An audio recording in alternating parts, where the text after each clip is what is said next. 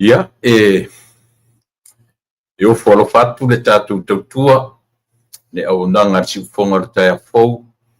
fai pea ia so taitasi o le vai aso. I le nei vaenga o le aso lulu. Today is Wednesday here in the state. Taiao, tomorrow would be a special day here in America. E ona outou silasila mai i le fōlinga o lau background i le nei aso. Ia o fua na o le whiangai o le nei atunu ma le whamanatuina o le aso o latu leo whaingoe ro ngoa. Ta ua o le aso whaafitai ia po le Thanksgiving holiday. Whiangai ma le nei atunu o Amerika o Taiao. Pio lela whangaina ia nai mea ia tu te vai mai o si o mea tuai ia lau background le nei aso molo tu silfia. Ia taua nei aso. Taua ia nei aso malolo whiangai ma nei atunu. Ua le o pena foi au whape foi ona malolo ai a onga whanau mo le vai aso atoa. So le vai aso atoa lava le nei ia sa mai ia la songa fua se ia pa ia fatu foi le whanau a onga ia songa fua le vai aso fou. Ioe.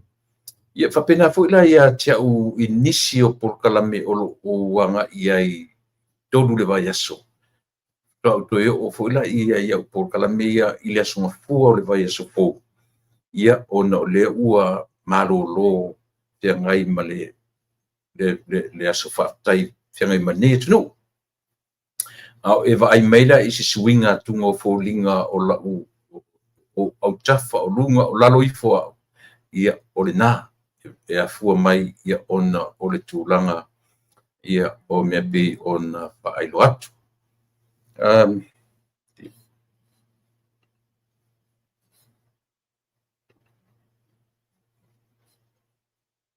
Yeah.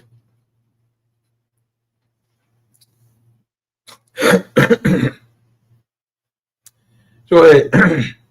Samoa aua a mai fo i te mailo sui fua mna uola i le nei vaenga o le afiafi ia o le ua atu tatu teimi ia le atu e tolu minuti tali tu lai lima tau wawav te isi le tatu por kalame le nei afiafi ia ona ua maua vanoa vave o mai le fale vave le nei aso ia pio le ala le ua tau vave amatatuai ia le por kalame ma le tatu paanga masani le sunga i le tau ili li sunga le swafa sunga le matua ia ole le ala taua ia ole a mawhiangai fo i mama whaatano atu i se temi o mua o le nei aso. Ia ai mo le a matanga lava i o le tatu tautua ma le au unanga Samoa. Ia e le mwhaia o na ave selenga whaatai i le atua o na o lana mea lofa taua mo oe mau o le soifua ina ia a o le ola i le nei tūlangi o lo o mātou tau pia o na tau tua tuai. Melea ia o le ua whasoro fo ina poisa e mātou tūlangi ioe. Aure tatu am tang masani lava ioe tatu ke fo ia na ua malui fo le fiafi wa tangi alisi so lele ni alisi a mātou ni. Te fiu tau whaarongolongo se me tau se tangi alisi nei ele eni leni me whapena nei ioe. Pei o le tangi o alisi e whamatana mai ia i tato o le are me te tau ana whai te mile. Le ali i e malulu mai o matolo to fatu nei foa i maia le loto fou le loto lava e lelei foa i maia le loto fou le loto lava lei for imaya le loto fo le loto lava lei o matoloto au ngata o oe au ngofi ai ngalu ma ia mama Matote oli ai for imaya loto fo le loto lava lei for imaya le loto fo le loto lava lei ne inau nau atu I matou I mea a le tino nei ia fi ia Yesu ma mea ma ilunga for imaya lelo tofo lelo to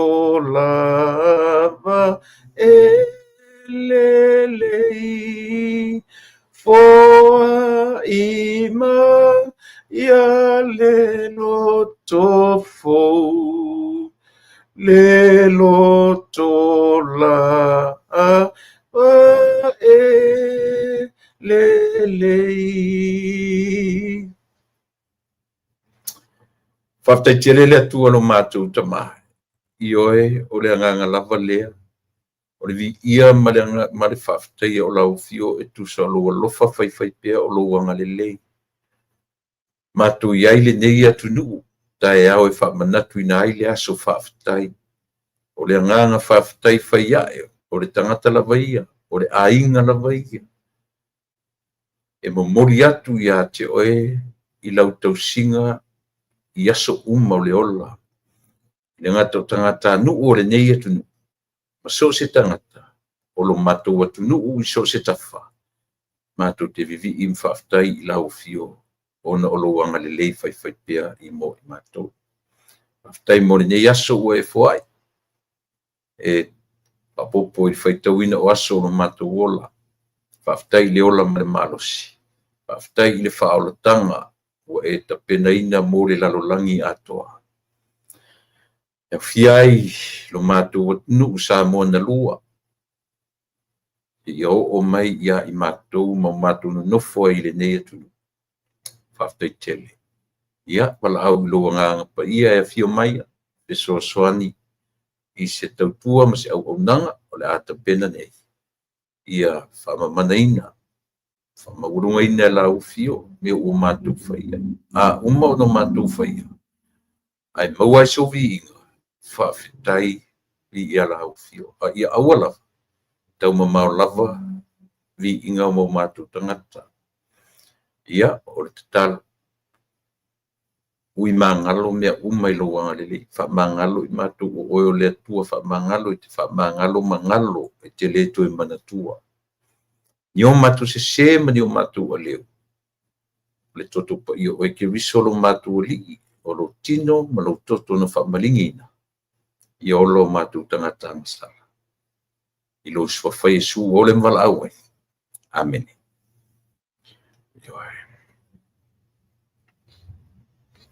Ia.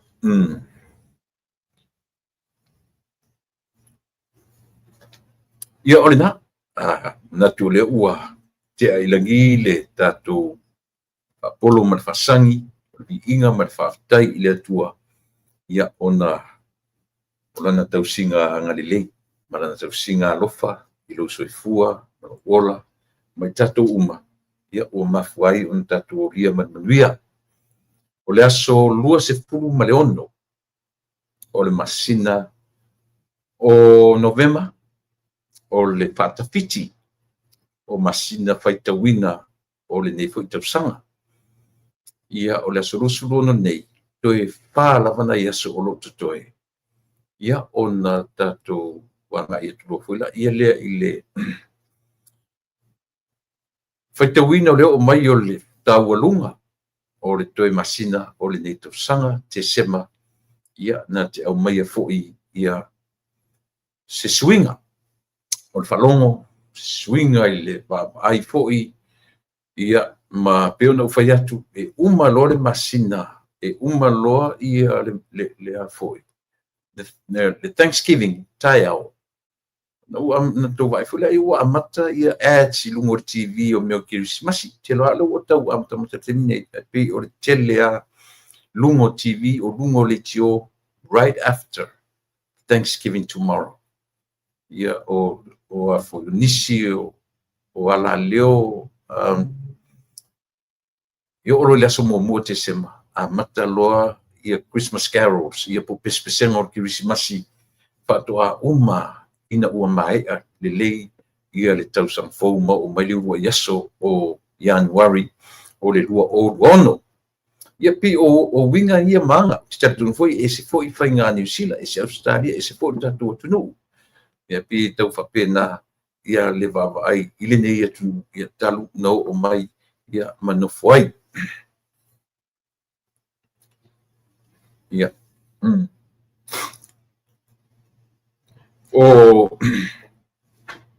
o taimi faapenei lo tatou atunuu ia e le mafai ona galo le taimi o le kerisimasi ma le afuafua maiga o lou soifua ma lou ola o le atunuu lenei pe o le ua e vaavaai mai i le pe o le ua kau tiutiu atu faapea o winga i o le Thanksgiving a le malo nei tusa o le vaa e taʻua o le Mayflower na taunuu mai nei i le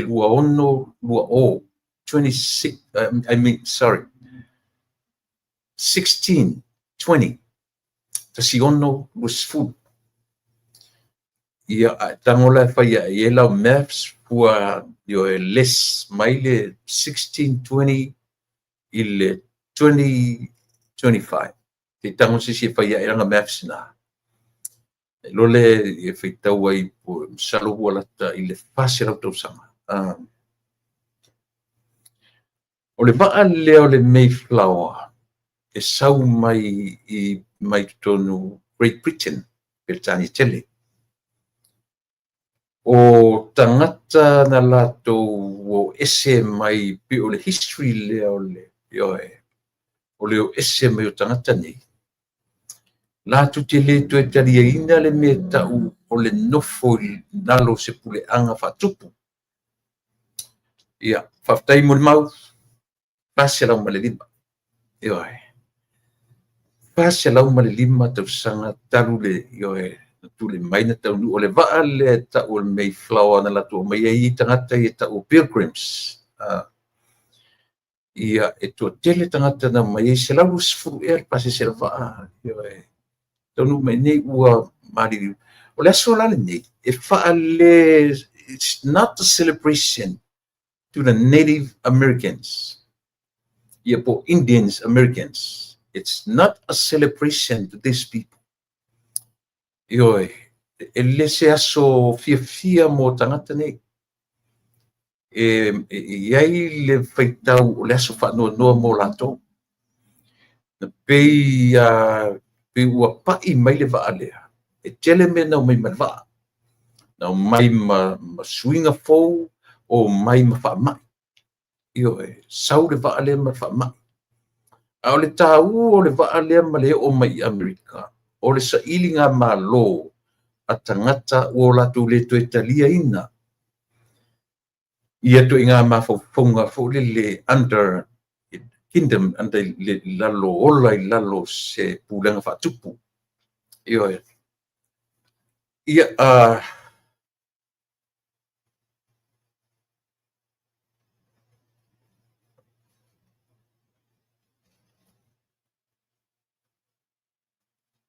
ona fele na mulmola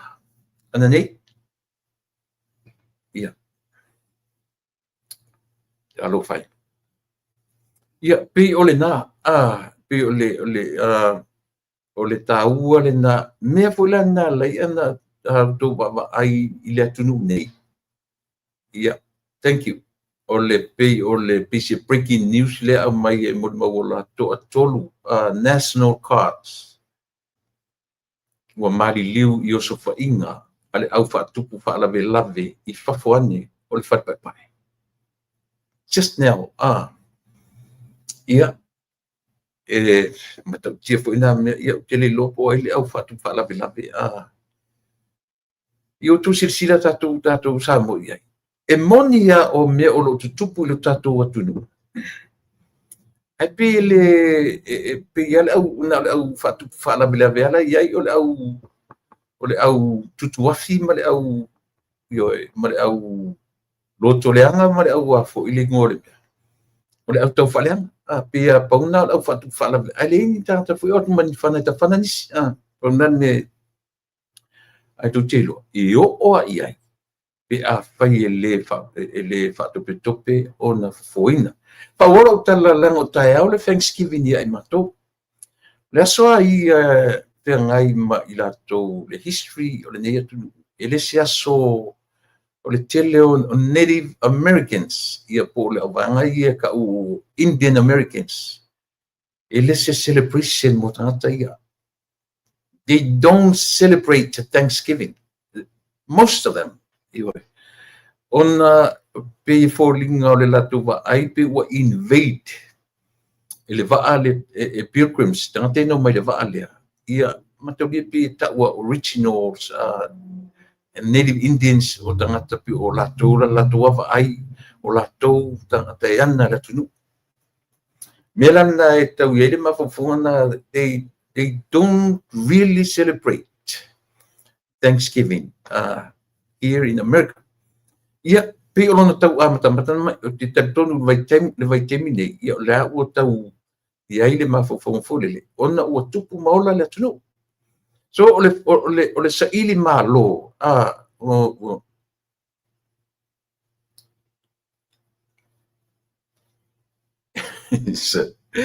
ia ua e va'aina o iai I faiga Trump o Trump e lē kea I le milia matuʻi nei ae te silafia foʻi la tatu e iai o milia foʻi nei atunu e familia e lilifa I le mālō e I foʻi ia te milia lilifa I le latu te lagolagoina ia le Republican faapena e foʻi le milia latu te lagolagoina ia le Democrat te e fōlinga malia ia uinga o mea ia pe a tatou malamalama lelei le nature o le olaga natura o le soifona tole le tāua lea o le aso le outou va'avai mai luga o pisi la o krisimasi o au o winga na Thanksgiving taunu'u le va'a I nei le 1620 but to the celebration in 1621 I believe 1621 io na fai ai o le ulu ai whawhetai a I latou na taunu'u mai I nei ma o latou tō whaatuanga o fua la o whaatuanga nai tu te whaai mai o au tawha ia pi whapena o le nganga whawhetai o tangata ina ua taunu'u mai I le nei lau ele ma o latou mautino ai o lo latou whaasino manga le nei ai vai fola I tangata ia nau ese mai mumusu e ola I lalo le olanga le whaatupu le olanga le pio le olanga I lalo e ola tu te vai fola I le o mainga le building o America I tau mawhai ave ese mai ma le tu Britania o lana accent I le ngangana o lana spelling I le ngangana pe tau whaia le atu nei e se mai e le lalolangi atoa. E tango ne te sue masa ili na e te punu le whamaoni o tala le whaia i o e Samoa. Ona o winga o ila tau nau ese mai male, le nau ese polau mai le waa le tau le Mayflower. They arrived here in 1620. But I believe there was 1621 was the very first celebration. But like I said, according to the Native Americans, it's not a celebration to these people. They don't. But I le fula I fa pena fula le tatu tunu. Langa isia o mea to tino, o mea patino. E le mawhainta tu taliaina ia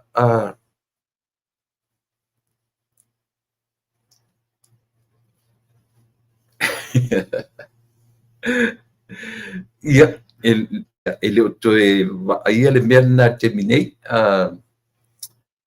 mori mau e leo toe ia na me o le whai o masters ana ila ia masalo pe ana mua o te minei leo toe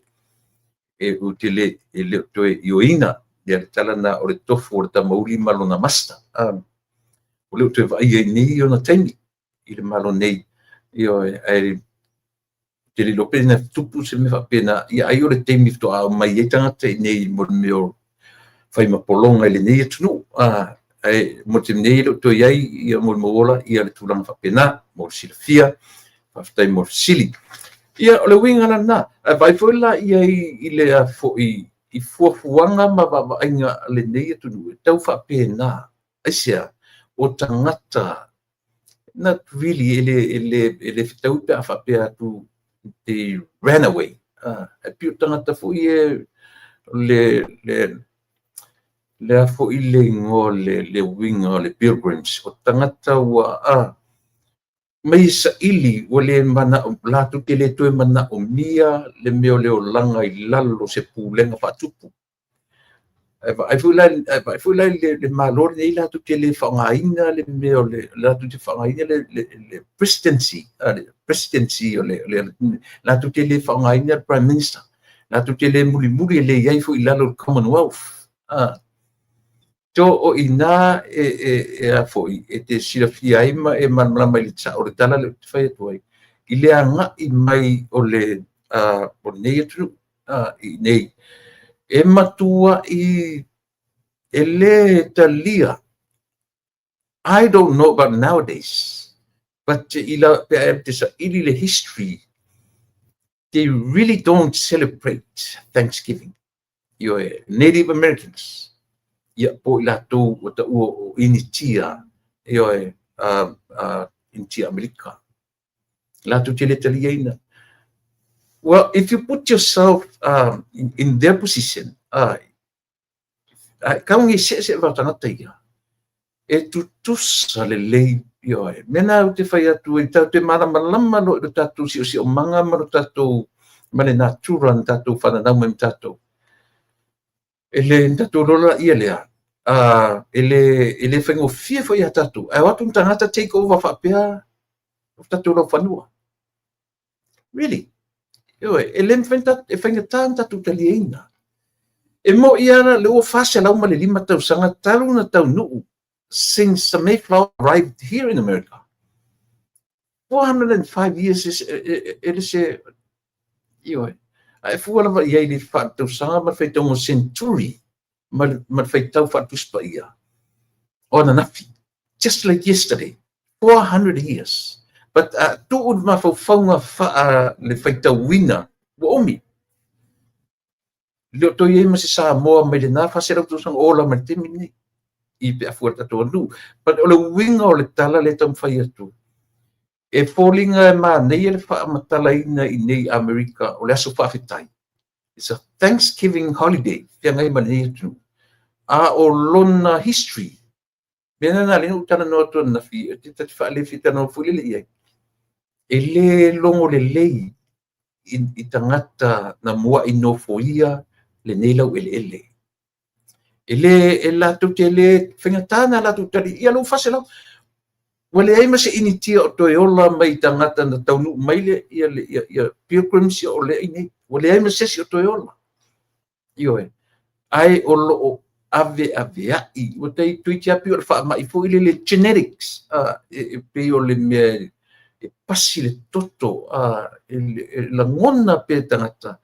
ai o intia fo lai nei e tasi ale mele fa se e America ia na intia ia o le toe whaopopo ma whai whale leisa o loto I mo meo reservations o whanua. Ia whanua whaapitoa io e ave le malo mo tangata nei. Tele lau intia na matu whaingaluanga. They don't pay tax. Tasi na benefits tangata nei I le afu I le malo Amerika. Po o le ale mawalunga o tongi iai. They don't pay tax. Io le tasile na benefit le tunu ule na America pi e femitai ai le au intia fo le total au intia matu fenga duanga le no fra o tangata intia fo la te roe le tendi le na le po lunga ma wa lunga se me la te va ai tu a tangata le wela fo le mu le la le wela ko tai lo le tini na o ave esele puro foi le io te betu tini to a tele o tangata le nu le fio le o le world wala io sama finga do ngai sama tu ila malisi o di samo ma tu finga do na e le anga fa mesole si ana va me tau na ia ti o abil tini intia le wala usamo ia pi tele le awole le heavy lipa bo me ta o le poila meka au tama o tini intia e tele a le o le layout feeder o le wela e pi o tele o tatu samo nga I le me ta o le poila meka ia o le au venga luenga mafparina Pege o nei vaenga o tala atu mea ia. I le tāu o fui o Amerika malona si o manga. Ai tu te wa aila o tausa moa I le alofa fui le leo le atua. Awa ana tu uala e whapea ia e whapea Amerika e tu uala I Native Americans e le whapea nele development o Amerika. Io e fua la I mei ta tela tu nei ai o nei foi la reservation sa mene o intia ia tu tia e va ai tu tia pe o le langa o le ua more nice I le temi nei ua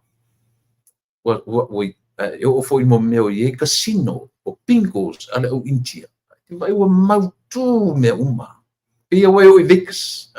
ai foi a reservations ko tia pe vai ata ti fanga foi ia so ia ele I well developed isi e pe o watali matua o lona brother-in-law e no for tene samo o le intitia lona tolu o lona ona matua o le intia fafine o le tama o le samo so they own land in Arizona o fanua o le fine so tasina me beneficial au intia tele fanua ia ale winga la na o tala sa mopi o winga I o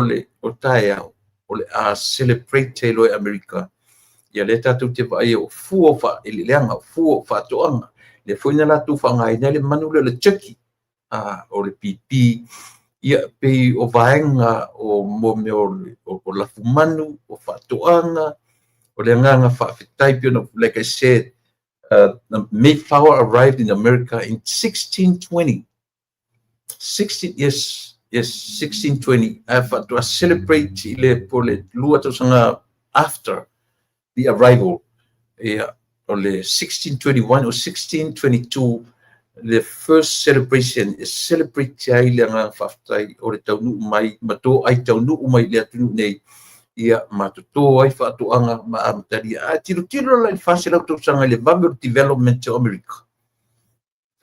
ia wa ana fapena o intia ine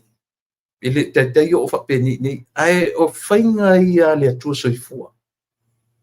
o fainga ia a le tua soifua i lana lalolangi io e fa ma mai e le tua io i le lalolangi le fa tonu folau o me tala fia ngai ma le tangata o le atunu e mai na te tu sa tau mai nei o pei o le vai te mi tonu o le kanka e foi. No, not Spain. Pi uma Spain e uma roa Spain, America roa.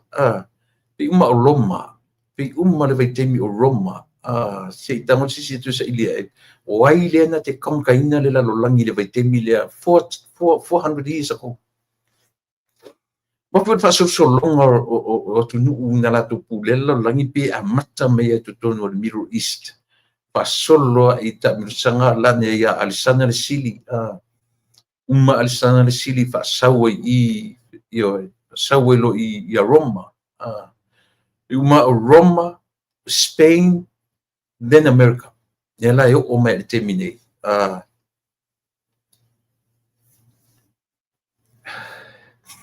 Le o ia le terminei ia le te musu fangale o pu leo le lalolangi o lo maua le sa o tonga o tangata initia a o Hawaii ele o maua le nasa o tonga fatai samputele ia o le na sa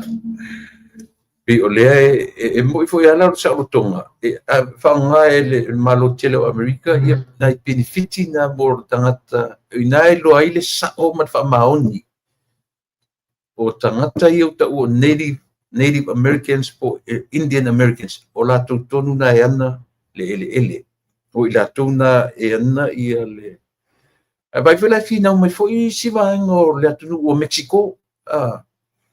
e foi la tutam fe claim le setene o California ai vai fela ia California o le tele o ingo cities o ingo o mangala o ingo tele na fa ingo ia imo ia fo ingo Spanish tau fa pena foi le claim a le nu Mexico ia i nei le setene o California o le fa ma ninga o la utala e moni o intia e ana le tunu nei e le ngata o le history le vara ia manino o aita mai tia o ngama le lalolangi ato o benefiti e ave iai ele malo ave iai ele malo ia le te leo mea ia pe o mele o le tutongi o se tax o se la fonga io na foi la tatu te loai ele e ia tangata ele o ele mele o tutongi la fonga io ia tangata ele o ele mele o le afo o tutongi la fonga e peila o le tutongi la fonga intia ona o le avia le o tangata yana le atunu le o mai tangata ese pai mo lato ai vai vo le presidente o le atunu o le i te milene le presidente o le tangata fai mai e loa na ona matua e migrate matua ale o matua le li o Donald Trump ona grandparents e migrate mai i le atunu nei io but o Donald Trump ia na whanau maula i nei so le fai au maybe on a grandparents are migrate so le tangata fo i original family America ia o le na o le taua le na o le aso lea whatever i mai nei lunga pisi la o Christmasi o ta ia na o sina whailoa e respect ai ia le aso atai au o fuo wha ele leanga e avea i le whawhetai i le atua ia ona ua tō ai tau nuu mai nei io i le atu tele nei o Amerika serorai ia ma fai mo lato atu fai mo lato tofi le lai a fuai ona o mai nei le atu nuu ma lato tam fai loa e fatu se malo e tama fai ale le nei atu nuu e se mai atu nuu uma o le nalolangi ma lato me fai Io, ai ni le leia fai sa research na kilo le ai. Io, ai foi le ngana. Ile ngana Britania. Au tangata originally from Great Britain. Ai vai le mai nei mo musu tangata ni e whaongale accent a Britannia. Le tunu nei. Le tasi na anga mawinga e malama e tatu te e whaingo whienta to malama le history. O tangata ni nao ese latu te le talia ina le meta ure pule whatupu. Ioi. Le la mai rola ia vai fula il whaingo le nei malo ese fuilo na ia structure. Hierarchy. Ese fuilo na ia whaturanga ina. Ioi. O le ngangana e o fo i le spelling o upu Britania. Kasui mai le nei atu. Io, al fuila le dictionary e ke vai ai e fai mai o le American, English American. It sounds funny, but that's the reality, Samoa. O le reality na o lau tano atu atu tau. Ai, mo ua ia malau tilo, malau sa ili, malau su malau wa ai. E te tatu te malama lola le nature of life le te tala no so koe. Na uro tatu lola la ia lea. Le ai la fasino manga le tua. Ki lau ele nei. Io e. Le ua iai le mele ua tala i le temini tonu i Amerika. Pretty soon e a foi, e discover e a foi, discover. E pe fasolo na control le Mosalemi ia le malo nei. Ia pe o le tele na o tala foi e whiawea ai. E le whape ua mautinoa ia se tala. A eru ne te sa ili pe o to whiololo na Mosalemi le waito tono New York. Ioe. Ia isi teimi a ua latu te alu e te vai, te loa mo fia tata Mosalemi o lana la e whali to tele i tono California te minei. E pe o le ua tau mawhau whapena tangata. Ona o turang foi e se ele mea. Ai o le fasino manga tangata Britania mai i Amerika. Ma develop ai le malo nei. E iaila le ainga o isi tangata. O le whamoe moea. O le atunu nei. O le mea na tofi e le atua mo le lalolangi. Ioe, o le vala awina na o le nei atunu. Ia, ioe, esa o eritasi. Se a intia ia Amerika le tatu o Cherokees. Ia po le si tu ainga le fai mai si tangata Red Indians. Au intia ia fasino manga ia intia e pai fula ia ese mamawa features o tangata. Ele tutusa Indians, American Indians. Ma Indians, tangata intia mai intia. Ese mamawa features. Latu fo linga, ma turang whapena. O intia inei. Tui te ape vai in Samoa. Le latu skin, o le latu iafo ringa le iafo ringa o le ioe. Ia e whapena. O nai talana o le tue ai tua i le tua nai ma le whiangai o Amerika. Ia malona tala whaasolpito pe o leo tau tele sia utei mile mele o le aso taiao. Le aso taiao ia le lena wha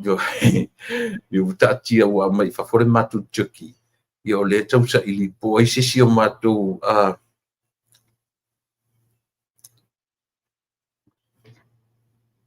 maromon mau. Le tau su sisi o matu fale. Ia po ai tonu tata le kukaina tuki. Mua ua ia. Te fia e a fo e deep fry le mea. Ke le fia le tau le o ngaumu. Ke le fia a tau le o ngaumu. Paua le mea te fia e o le stuffing. Me fu le a me tutonu. O le meat o le mea. Ia ai se longa o le o tama o siu tama mana ia o le tuki ato. Siu o na vai o na apau. Ale meat o kama ia e a o nga dry ka ke le fia ai patu ua fai ma mea e whaamanatu le nei atu. O le si ai. E uma na tau a mai tilo matamata iai, e uantia isi me lapis. Io e. E uana, no tama fau soli. O fia aia e nisi vaenga o le lalolangi. Ele se la utala, a whanongo noma in tanta Amerika. O le tele ainga, e kau le teki. Na ai umale o isi mea re tōnai. Ai ka kia ia ka male sentai le lau ai, mamata iai. Ai le whangainga. Ia pusa isa a le whai sisi whainga fure le pe nuti pula se whainga whai ia whaonga. Au le tele o ainga ta te whai tia isore. I le se tūranga le lei, e le se tūranga mātango fie, i le whainga a le lalolangi o lo fia ai ia o lātu tangata. Ia o nai tala nā, io e kawa tuai ma le vaenga o la opor kalame mai Samoa. I le mea tātou tupu ma tātou whiola mai ona o leo i Amerika. Ia le fuila o tala no wha Amerika tu ia te oe. Ia ma le history o le dea tunu. O lea ua wai lunga o pengata whailangi Samoa. Ia le tūlanga o le whamasinonga sa whatalua. I mean, sa whatamomo le sa tātou tali ai. O te lilo ia te oe po le aso whamasenga ina. A lea la utatou tilo le upu parangi fui le masani le fui masani tala no ele li utu le patau ti tala no uma le upu le upu. Justice delayed. Justice denied. Io pe o le utatou baba ai ia i mea ia ua tula mai. O le whamsinonga le na mua uma. Mai whamsinonga uma i o whenga palota. O na ta tia e se rola ia lea. A lea lafto a lau lea so le unga. O le whai unga ua mai. Ua tau tala tu mai ia i lato i e langolango ia le whatua tua i lea tua Samoa tasi. Ma le whainga malo o tula i mai. Ona ua tau whai to ulu umala ua to olua. Nioe, pa useve, wha maunia sol tula fono. Ale ana. Ioe. Ai maliela, ai baba i nira i, awa ana pa u neise o seve. Na te li lo tea se tupe o le poroketi. Whengo fie walan tatou tilo ia. A whaila sa o na whatosina se, ia seve. Na whatosina la seve ia na tupe. Iana la tupe. Ai a whaila na whamaunia fo i mare whatosina, ale ana. Whatosina la le ana i tupe o le poroketi. Ia pea tatou vava ai fo le ia i wha le mafau mo tatou tilo ia i pau oro na vainga le lei. Ia o lea la ua toe fo i le tumalo atua. O sa fata momua. E toe sa ili so la tu sui.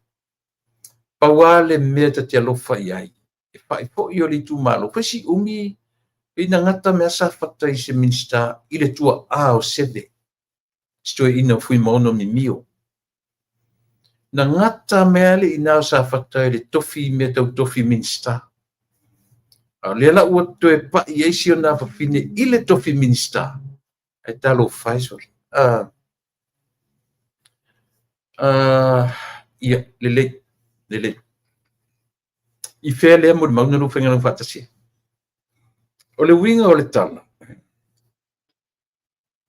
E se le leanga o le me o le sauwha, i sauwha i le tofi minsta.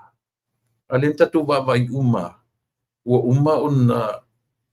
pai mai e ele o se whainga antipartment le na launga isi teine na ia au maia le tala e tusa o le celebration award. Le mesa whai po se au malanga e na watu tusa tonua ma le department ia ma le vaenga o minister ai ia sistema tai. Ia o le na o le whanoanoanga lea, ta te alofa i sia fo i whaipule tamaitai. O le nofo o le tumalo. Ia leo toi sau whaiunga a le whamasinonga. Ai o te whawhitaia, pa ua tuai maleli na faia tangi lona winga ua okay mana lona winga o lela se furtausanga le ufa ma nia umala ua to lua se fulu tausanga e le to rano inga umal fainga palo umal no fo inga nei alu malesi no fo inga ya no winga o tu temina o matutua for the next 10 years o falling on my afa pe le o ono se fu o late o ono tolu pe ono fa ya no ta te tilo ya le fitus fu montu ya la hema o vanoa o le record o pipi i le tangata le silanda me fengata i unto tali ina i tu malo ia ono tu langa fa pe al facilitele nei mea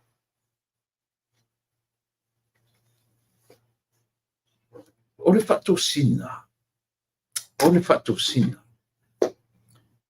o tangata foi nei na faia tangi nei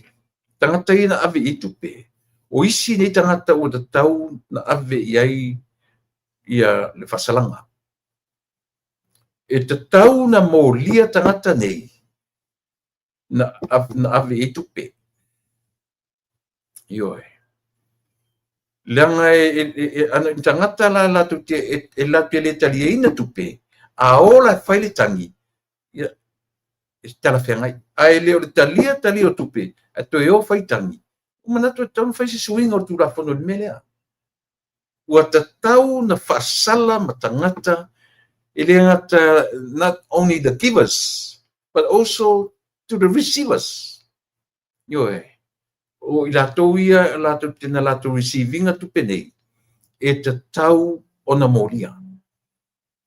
e tatau ona fa ilalo le vanga sol tu la fono e sia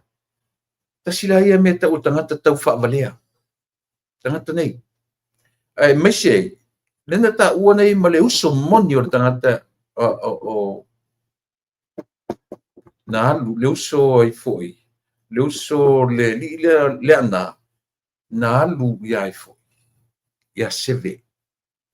e su tupe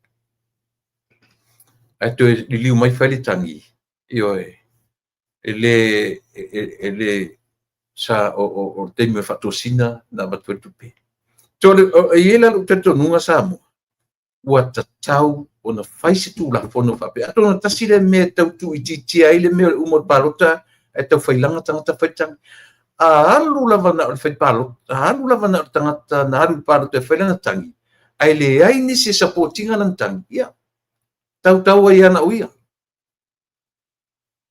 lango le mele mo fai kangi nga ka mi milo le ka kangi su en tangata fa waina ma tam fai de mele ele matango fi o le system America a certain amount of money give ave tangata palota so ela wa fatosina if ye fo ile tupe ave tangata palota e foi e fatino ai lana palota io e fai ai na fatosina o le tupe a fa pe for example a fa pe e lima sfua fe tupe le ua allocate fai ai la fatosina ele fai lana you cannot go beyond that amount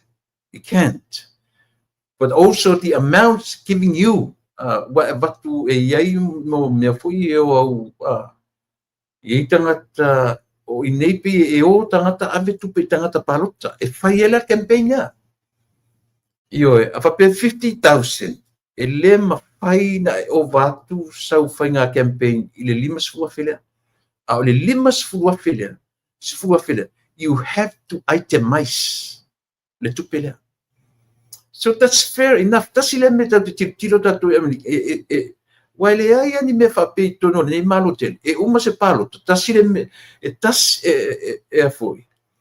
fa io le me tasio le aso le palo to le 4 miliona tangata e tasio le aso mo le results io ai le ai foi ni me fa pe uma se palo ta e to e sua ele ai kasi masika ku ka mai samo me na pe tau paso e lo ta ma fau po le atongo to ina system e tama fai overcome mai to ina whawhitau lia. Tasi le whawhitau, tasi le me e sui e whawhitau, pio le whai atu le mele le system le Amerika. Ioe, o le allow po le allocate o tupe I tangata run le palota. E whai ai ala tu whatosina. Le o of two, for example, ata tu example lavala I le selau afe. O le selau afe na, e o marolo selau afe te le to e le whaina sili atu. Le tupe e te whangaina mō sau, ioe. A o le selau afe fo ila lea, ia e mautino.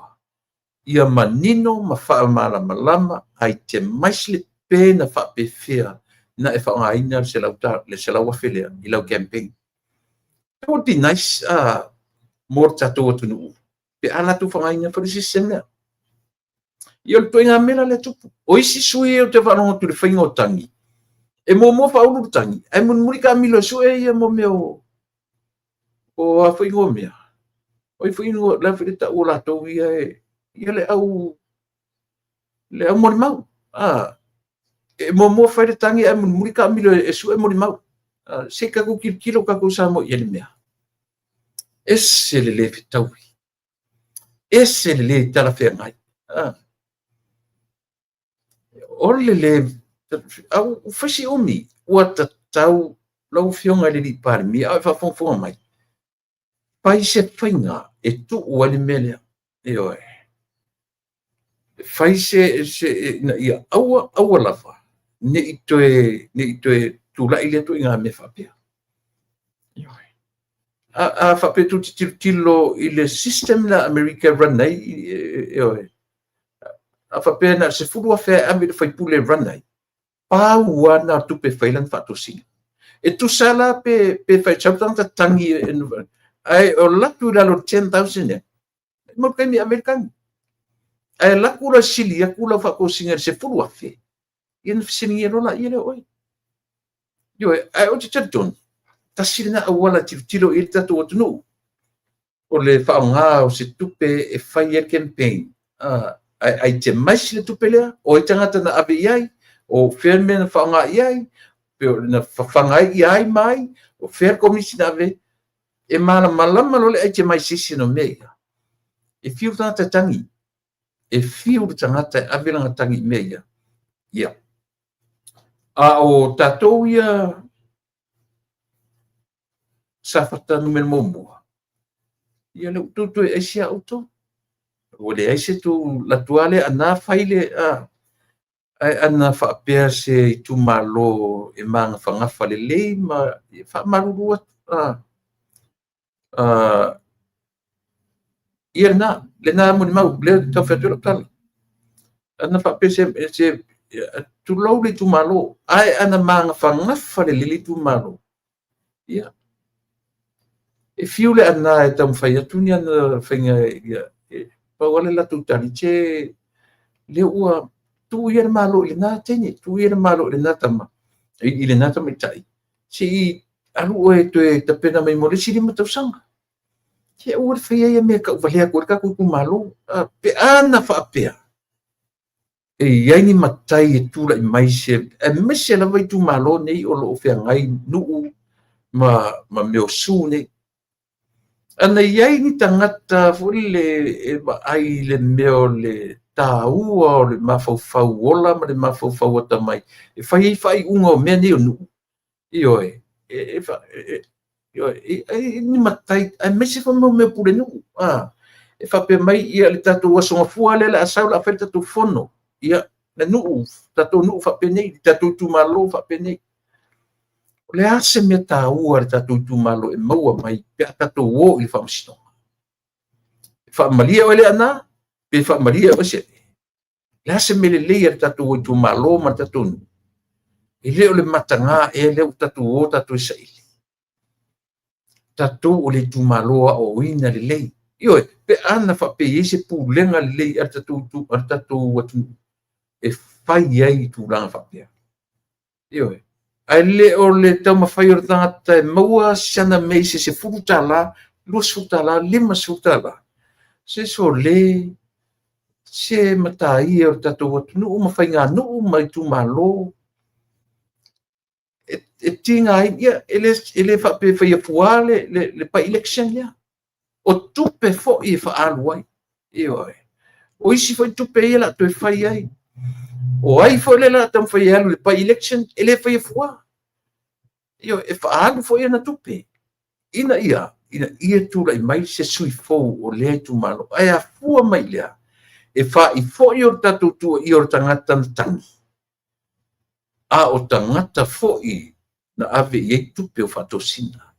e fa i fo io tangata ntalia e fatosina a o le tu malo e ana le fa i unga e fa awau le kesia te tonu o se mena le lumana borisi lima tausanga anu sa fo i so ta fiola anu sa fo i se fiola anu sa fo i se fiola o tatu tangata se le mana i o le tala le ale la ui le malitoa te o e tutore ele mali palpala to fule la o me la lo na le la o le lo e fa ola le tua ai a failanda to te paiem to ngata tu o me la lo palpala ia le mela nai maua o tatu fa lango o te o fa valia tangata i tupe a uman tatu ai si tupe tangata i run le palota fa vale valea mana tangata tu atu tupe o to di mala te lo le tu la fono ai tutto io tutto sta misi so tasile na me yo fo ele loto ya auto ia fe ele nga tau fa valea i sui palota i sui fa tu e telemetro te o e fa valea tangata i tupe ala tura si na to o fala ile ave to tangi ta tauna mo lia ma auto tauna mo lia ma auto o tau tu maloi e me o ta tau o na auto wata mai ne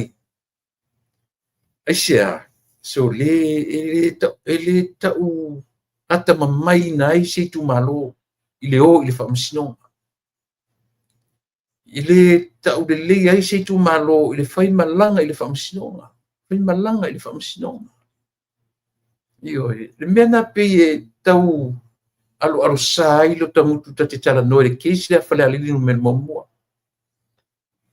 aisia ua mali lie ia sua fore nu to e lupe ma tu iloma ua failo la finanga e ave tu big time le la o so vai lua ia le foi la tatu tiro ia si tatu tatalia se io tatu tatalia a fai a sau foi le famsinonga e pa ula fionga le sui pare mia ele le titi mela tatu tiro io ai a sau foi e pa uma le tolu io mena tan fai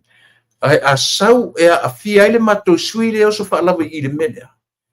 o matora le situ malo e to e fai le palo tara titi ne sau ele lilo nam nau fa sale le angan meto io e tele a me mo i famsinonga le io o le to e fo io fale a lili e fai le lato palota o le fa ma nia either tu iloma po to e lupe ia mai fo io fa sale le angan meto e to e fai le na palota le titi io o mea uma ia le tatu te tilo iai o tatu va ai ai i le tāua tele o nei mea ua whaailoa mai e iai sole si a foi si a manu lele na longo mai ne ia te ita le li le Taylor Crichton le o ta ua o ia le ana le o tatu va ai lungo ke ngata faila le ua mata na faitio mai sio na fatua todos fuono tau sanga o le li o no vinga same age ia pe la titi le lonto bua it's a young couple very young couple light au le o tatu va ai lunga o le tatu va ai lunga o pe ngata faila le o fa le o ai se le fia o le fatua to bua le li mai ta uai e iai ia tangata o lo itua e leo se wha momori alon tōrua. ai hei tangata ana whaamamori lea, na whaongaina le ingoa o lon tōru. Se tātou tātari. A pe o si manu lele lena tau longo me ni ia tia. Ile fesilia le tamaitai, fo le ana fesilia ia i fo. Ile fionga le li pāle mia. O maina. Na fesilia i maina ile case tonu lea. Ile tamaititi le li le na mawai le. A le la pe i maisi manu na titi. O le li lea. O lona nu. O i vai tele uta. Ma fasito uta. Ioe. O le tamaititi la lea. O lona tina. E ngoa ia talia. Ioe. O talia la. O lea e whapea o le sa whailautusi. O te le lopo whailautusi fo ile na a sa whailautusi i le Minister Taruai. Ia por sui pare mia lena iai i le nofo inga Taruai. Tuala Bonifacio. Ioe. O lana tama la le tamaititira. O lana tama ia siri lea na loua tawhia nei i le melea. So lela tapi te mata-mata to atua i mea nei. Po fe tonu ale mea, ale whapea. E tau wheso ta i marita mai ta i o maina. Mai le nu o whasto uta. Ara tu sirpia o whasto uta ia le sinu o le rilea. Whasto uta, ma le vai te le uta. Le la fuila i mai le o le tina o le tau le o mo lia nei. Sa whailautusi. O te lopo whailautusi fo ia o te paurana mele o le i o iai le sa ilinga ma le o le whailautusi a tuala. Pa le sa whai masui palimia. Ioe. Ia tātou te wāwa ai ia iso o tanga o nei mea. A le winga fule le ala e loa le lei e maina. Te le lope se la so tanga fa ainga. Ai ele la so tanga fa nu. Fasto uta. Talia. Le ala i loa e tamate o maina. Ai fa aftanga fa sidia i o le li parmia. Tau maua mai le mea le tau. Ioe. Pe o lena te loa le tina o le tamatiti lea. Le li le o molia. Sa whailau tusi i le Minister Taruai. Tuala Bonifacio. Le lava fai fasili. Le lava lan tam fai se di pale mia tali mai. Ona lo fasili atu. Ale sili atu lo nai loa. E sili atu lo nai loa i so o tanga. Ioe. It's funny. Le mea foi le o le mea foi le e tatei loa. O lai lo le lei ale so tanga. Ala uto e aver fesili o.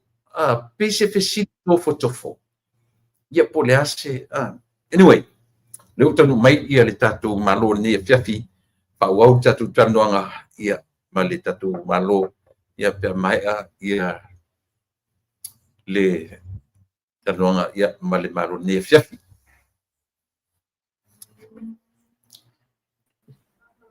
Ia. Afia mai ia. Afia mea lau whiai le lupe whalele. Lau le matua, lau sunga le suafa. Ia o le la taua. Ia mea le tāpor kalame masani. Ia o le wa e tiro mai upi o le ua sio ata ua ia o na tu manga le nei tunu. Manga ia. Ia ma Thanksgiving fia nei le vai aso le nei. Malo ia onga al malo tele. Yei ua tu ua onga mo vai aso tasi ia ono fa mamaruina o le neso fa pitoa fo i mo le nei atu tele fa longa iai le fa se lau ma le 5 tausanga talu ona anga i mai atou ia ta ua pilgrims ma atou fatuina le malo Amerika. Ia ai ele te tolunga fio meia ma tuia le avanoa e fa eva mai le tofa e te fatalo fa mai ia sa mo nu o fa te man falot kai ia e mua o nga whamalo mo whawhakai de kawakai i lau sunga le fonga le aso ia por fonga le pokalame sunga le whatonu sunga ko le epa ia pe ia ngo ia koe o lawa i le lasi male kede o sa mo whaikai le o iai la ko o umanga ka o ko mau si le fia fo le la yo le le mandato ia el paki nga ia o le nganga fia male kapa au lofa o le tua i kulanga o lo soifua ia ai mai se ia le fafonga le tunu male lo Samoa i so se kafa e fa mo ia e on ve ia malole de makawaku ia o lo bawa soifua la le i kulanga o le tino ia fa penga fo i le mauli male ba fo male nganga ia o le nganga piko silo ka o nga fa kai mo avangoa mo ni me fo i kula fo i le so swange le to i lo malos e le fo ko mo ka ko feilo i ngale nge yaso pe o masangia i ba yaso ka kas ia e le ko e o se si kulanga o le uma nga e pa i la vai kulanga o me uma la o le langi o le lawe ele sai ma sifo ia awa kulanga fo le o le lo Samoa mo saba o faika ia ele ko yo ia ka mai kasi vai ngale ai alo faftai bombo aku se mako fama sekala de kau ya mako kulanga fo le o mako fo i pikongu ingai Brisbane Australia ia o se vai so city o ma fo le fa vesi fo mako kulanga fo mako season storm season nei ia fai ama oso mai me malosi a kama sa vo ia ai mai se aku lango kelo ki munga makangi a kama foi kai sul 5 minggu ke ma uma ia o le kaunga ma ko ngai vai kai le fo i kulango le storm season ia e sa ma le bume uma e vesi me afa foi mo vesi pa me ka pungi le fale falo longo ku ia ai fai arga nga ia ale ngakulam bakulanga foi le o mea e ao kupu pe de ka usanga bale ka usanga ia pa wale me kau ia le mo se tala va pe se soifua sesio le tunu ia po sesi foi ka ngaka o bako piko ngu ingei ia lo a fia soifua lo sama le mu me o ngai le wa baka waku ngai aso ia o suru madu ma rosi bale la ia wa kasi nga vai nga foi le la uma fe ko ai mako mo kula foi wa wa mai ia ngai storm ia so ai markaba foi le o vela o le mako ka kia ia o heat foi le saue ke fa longo aku ia le la o va keminga e pa le mer ka pega foi o mako la ko ia wa o masangi ia ku la foi o nei a kau nei ku ia ai ole faso aku ngar kulang o me ia mako ngai so ia natu ia o sama le bu nga ya i kopi ko ngu i meleke ia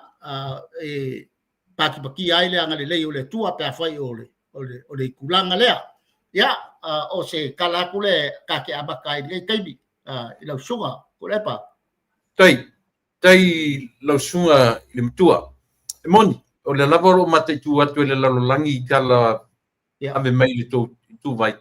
ia ai o mei e tau tatou o matangi tō whatauta se furu ta suri minute ia e malolosia le te vai malolosia matangi nana vai tu ia ai o na o lo ta oto i la tonu da nei te minei le vai ngor tau Yo pau le vaanga o le o matou iai le vai tau a matana o mai California ia le o le marulu. O isi lava tu isi vaanga i lunga le East Coast ia matunu ma vaanga o le atunu e masani le tau marulu. Ua matua marulua. Ua vai e fo la le winga fo le le tau o le fall o to ulu lau la au. Ia piu mai na la au na o la lam o nga la au o lini lau. Ia pe winga na o tau fia ngai male nei malo o matu o iai. Ai wo manatu la ta fai me fa solo no ta taimi. Magaia. O ta ua lava faiva ia e tusa o lo soifua a o ina la tao lava I faiva le mafaufau Maria te whaamatala nai issues matulanga o lo o tule mai le terminate la ta mata I le pei o le latest lava le ua ta na tufu na ua e whaitawane I ai I le whaiunga le whamasinonga le ua mai le tumalo o safata tasi o safata momua e lo le sisi o toe lo sila pia uma e I tatou la ta o la sau sila le upu lea justice delayed justice denied sei a mainga I sau wa ai fa le mafaufau e mwhaita whasoina le upu lea marwhaua Malo, dai o le kai wai ia foi o ngai bea o yei kulanga whalongolongo foi me o yei le kuringa si I kulanga foi e whamsingonga ma o mea kupu foi ngau umar paloka o ka ua o le kamo o le justice delay ya e le ya le patient whakarikari pea wa ai lua lava e ngor kamalanga e yei kai me sa wai foi le justice delay wale lei ya o le si wa sa woki ako le la bea le case le ai makamia foi e le ke kupu me e alanga kupu me o le langa afa pe le kala masangi foi le ai kamo afuka le mangelo kurungal ba ai o kamo langa awa e afuka e le o kala ye so lo ngui ka o philosophy for life fa so fu I le ngakulo ngi o langa ya o le time and place for everything I kulang fole aki kiro fo ila I kulang o be kupum whakarikari me ka penga ya ma whakingo on kako whakarikari le I mo me outcomes ya po outcomes po results ya le ala ye le bela ye ngai so either delay or immediate me just walanga ngalanga kupu o lo kamo fua e loke my kamo ya mga ia even though lavo like loa e yese fa longa fesidi e ala ai fa ya so o me fa penga ai ngai o langa pan ngai life ka ke o lai ya ka ko ma kai kule le fa nga inga o vaenga ngai wai usually e duo nga fodinga e ka kaua lao nga kako fole ma ngofo kai kulanga ia ma kako wa ka mai e ia kai me fa ia le me ka kau e for kai me ke lo ai ki nganga e lo ai se be ka kau o la ke masa ro salo ai o lo ia le question mark ala ki mga awai e fo e pisu nga me so o se le songa le common sense le songa mo ka ko malawa I ka ko kirikilo ko ale le imea e ao ma fakingo ma ka mo fai fa awau ya awa I ko kongo le bale ai abakase mea ai yesi fa long vesidi I ko kongo la le vale o lo I ai de mo se unga o lo ye ya vangoa e koe ringa kosi ai tai me uma ele ese be o le langi ese be ku fau e ye ya vaenga ka kauanga o nga I ai ko fa ma fa ukanga koe fuli mo koe au karu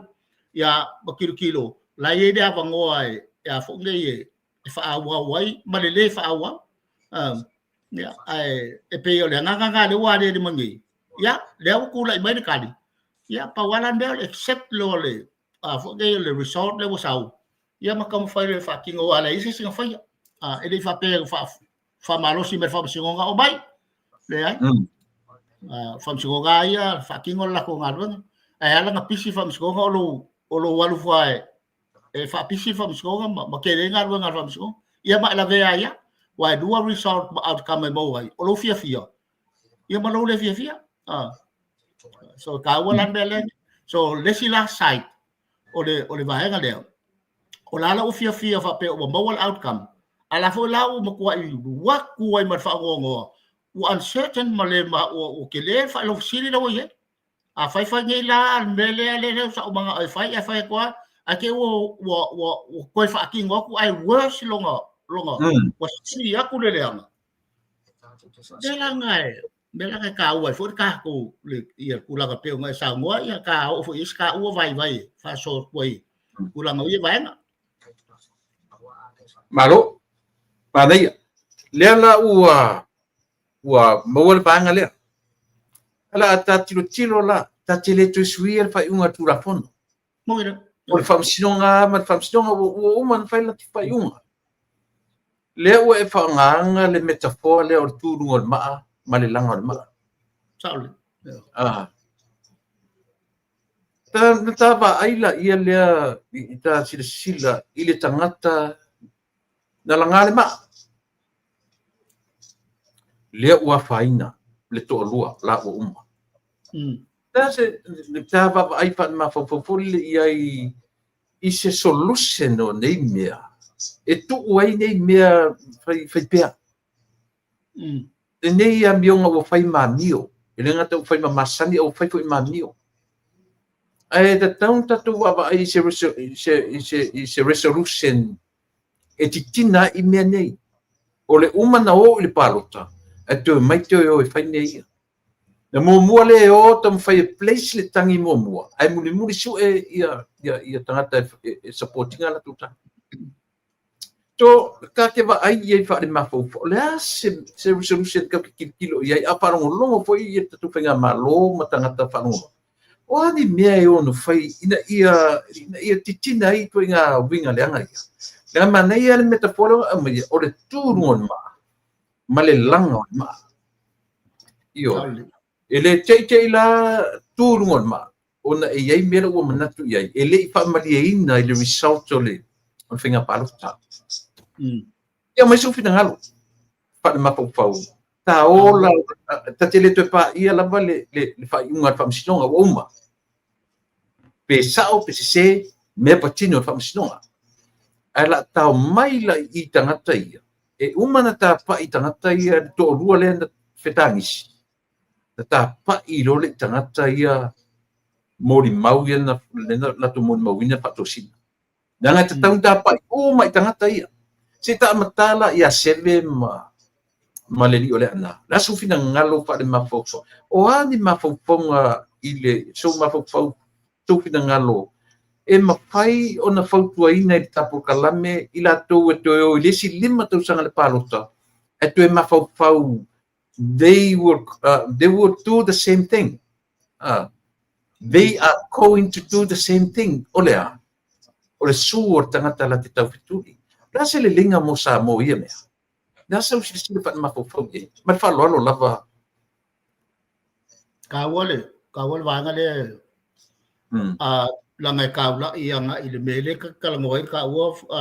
po kalame fa bikol mafofo ma ngosota e momori mai le ka nga samile ka ke kukua ia ma kilo i vaenga ia e fa ka milo ai ia le olanga o ka soifua you know al ka ua meio e ria nga fo ia ka kongi ia ka ko uma inga ia koe koe au kanu le lei ma koe ki mai le penga i kulanga fo ia o lo kilo i meia kukupu o me bombua pe onga fai aku e kaula ile upu corruption onga fo inga fa ka ua e kangaka ier kulanga fo ile o le ko singa lo mafau i se mea ke manga o ke malo ai mo se mea ke manga o ai le o mafai onga e mokingoa ma e 100% e maua malele mo ngala le fele lo nga yel mafau ka kaola i kulanga vaenga ia o sa ko nga me ale nga kupu ngai na ola nga ke kele me o manga o ya e fai as fai nga kar kulanga nga o mele i kulanga ma fo fa nga ka ola pe ka ko kala ngo me ye kup wa ya nga kupu ngai me o le ke le o le manga o la ngonga ya ma le kulanga fo le o fia yai se me nga ke pulea pe nga ke oninga ya po ala va se simbea ye pe mo waini me o fa manguyanga me wa penga o le mea ngai ale nga fai ka ngaka nga create ai le on me ka o a fo ngai o IKEA ia ai fa ngau mai mal corruption a ka mai fa mo o IKEA logo winga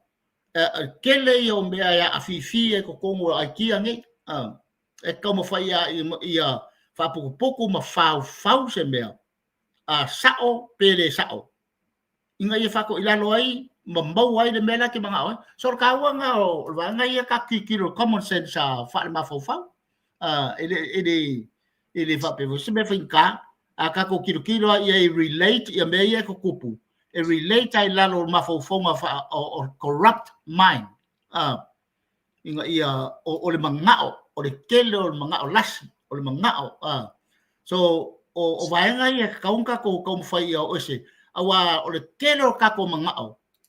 ile philosophy of life o le kele o lo manga o se mea o le kele fo nga o ma fo o mo langonga fo le e corrupt ai lo thinking o ma fo pe a fai ke lo ka kawo nga fai se awala inga ia ma wan mela ki manga o la mela ki manga o le mang malo so o ngale fa wai ia kulanga fo le fa vai ia kulanga o le langa fa corruption kulanga na afia ila ia lo mine o lo ma fau o ma kai esa o i kulanga wa o le hadu il mole ala i kulanga o le mer sa i linga o le be fungane mai fa longo le fa longo le yake oe i musunga la e mai yake oe i le mea ya o fai o menga le ale fa le kongu ngai mea ki nganga musu mai le nganga warkelo ka ko le fai ngai mea o la foi fa mai o la ko le nga fa le nganga i la ko spiritual world I feel ka kalo le spirit ai musu ako le spirit i le mea ka ka fai ai ngofo ma ke awai le mga oi so lo winga o ila le fa ngau mai corruption fa ngau mai ai male be vestiol ma fo ka male mau ki ngoa ia le mea ya o fai o sa ko nga le mea pe akal ngoa i kulanga fo le nga i lo fisidi le mele inga e ka ko kilo i le mea ya le ko ma fu ngai mea ia ala fo si kulanga fo le o ngiaka mai o foldinga e ao ka ko mo fai a wongi o i i kulanga le mea ia wa kele yo vesi o kele yo mea la fa ngau mai na ia le fo la fa ngau mai le si bea a le si la mele fa ngau mai ngi o le makua ke le la uncertainty le wo yengi le fo la fa popo ku ia malesi mai si bala ia o le ka dia nga musu nga le nga le ka kalo ia ke lo ka ia ale o le nga ka ko uska yo ka ko nga wala ka la i mai le nga every time kare pe ka ko le kua fa ke sango po le kua fa samo e ke kari konga e ka kalo ai e musu mai ai ke oi ke uma al kelo ka ko e baku e ka pungi fa ko nga le mga e karia musu nga le sa so lo wingala e kele ko nga kai ma lo si kele ki apolo e manga oa i ki apolo ma le evil thinking e mangu ma lo mere awang i mang ma lo le i ku la fo le al faio se be fi le mu lo ma ro fa ya pe mawai se sa lo konga ma se ngofo le leio ka ngaka ya ora fa popo ku le vanga le ku le pa se vanga wa alo o le taua i o le vanga le tati tala no ai ya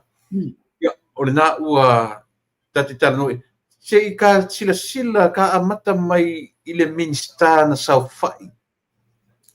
8 weeks saufai no 4 minsta a leo tu e avese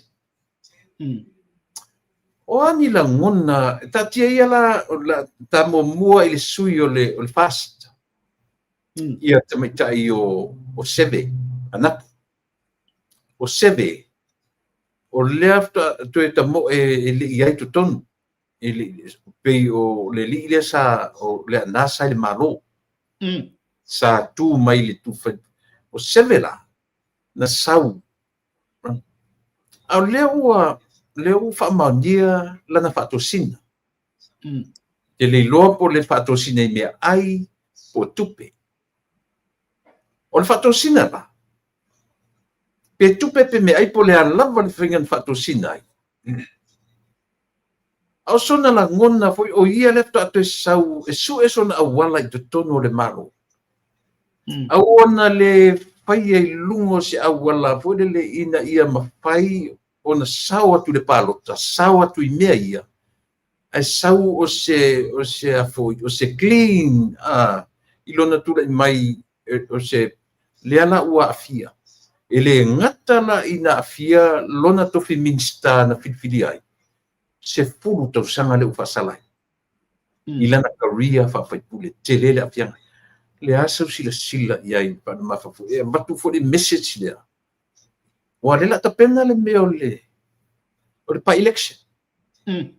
La foi. La se tatala e ave fa le mafau. Ia I la tau ia la taftuli le pa election. Ina ia mawhai na awani toe whai le mele ole a. Awa o ina le meo ave o tupe tangata. Pe tau whaavalea tangata po le alama. A ia iai le mafau ata mai fitu na I laso I le vangare. Mangai le mele wa o ka ua le mele. Nako le songai fai uma mo ka ngaka uma ele ngaka I candidate. Ngaka I kauwa, sui kauwa. A o paloka. A o paloka. Because o le danger le ka kia I. O le au paloka. Wa le wha malia inga ka ngaka la ka paloka. Kau whaavalea. Yo, wa le wha malia inga. E fia e support le corruption. Ai a o nga le wha malia inga o lako mafau. Malako langonga. Ia o nga liu barola ia. Koe o lesi da sanga fai lesi da sanga o corruption. So nga winga la. Kako kalangoa isi kulanga fo le pe o leong kako kau ke kalangoa ia fianga ba fo pe va fianga happen ngai mea. Ai e kau kalangoa fo ia o mai kulanga fo le kulanga le system ka ko le fa nga. Wa kasi nga avenue, kasi nga factor.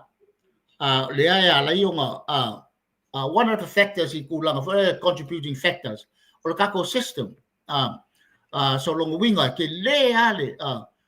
ole kulanga le ia le kulanga vanga ngai le la e kusa la fitele e lesi kulanga o corruption awa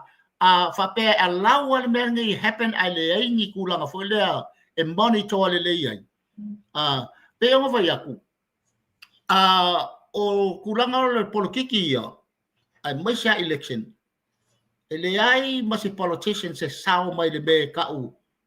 corruption ia po me be ia fa ko singa le ai masi le ai e ke fiwa so se vai pule e free mai mangania ai e ana o continue pe le fai pule o le well established system e monitor ai ma ai fa le inga ia kilo awang I fai e sui kauwa au ai ngofo ka fo I le vota I kulanga vaenga ngai al mele kula mai wa a fai open up a pair system by ele o lava ia kulanga fo le o le koe au ka lunga o kula fongo o fatino e ka ko fanga palo especially the system ako e ke lea e ariari mai pe ke ia so uma masu malanga le ke lea vangoa o le allow the system ia kulanga fo le free ai ia sui kauwa kusa po ia kula fongo le fa vai ai o le makwa mamai le I lai sepiri Mari so longo winga me komo nga le ka ngoai a fa pe kilo de overall kau ke amaka mai ile fonga ile il fucking ngonga le system se se ele o la le o nga fau le fo nga malosi pe ngai ko mo e makwai monitor le system mai kele ka ngaka fo le involve I ko kombo le puinga o kulanga o corruption mai va ai kele fo I kulanga vaenga nga I lalo o se system e pe o le fucking ngai ko mo au sa bola ya e ka kawan ko kilo le system le ngai ko ko kilo inga ia fai ki kier kula ka fo le ku pa ka ku ia male allow o le corruption le continue pe ma fa wow pe wa le e fiu sa mo e fai il mele o me a kas e o fa election ka ko election e ko alu ya le kaimi time and money resource ka ko ngaka kulang o va ngale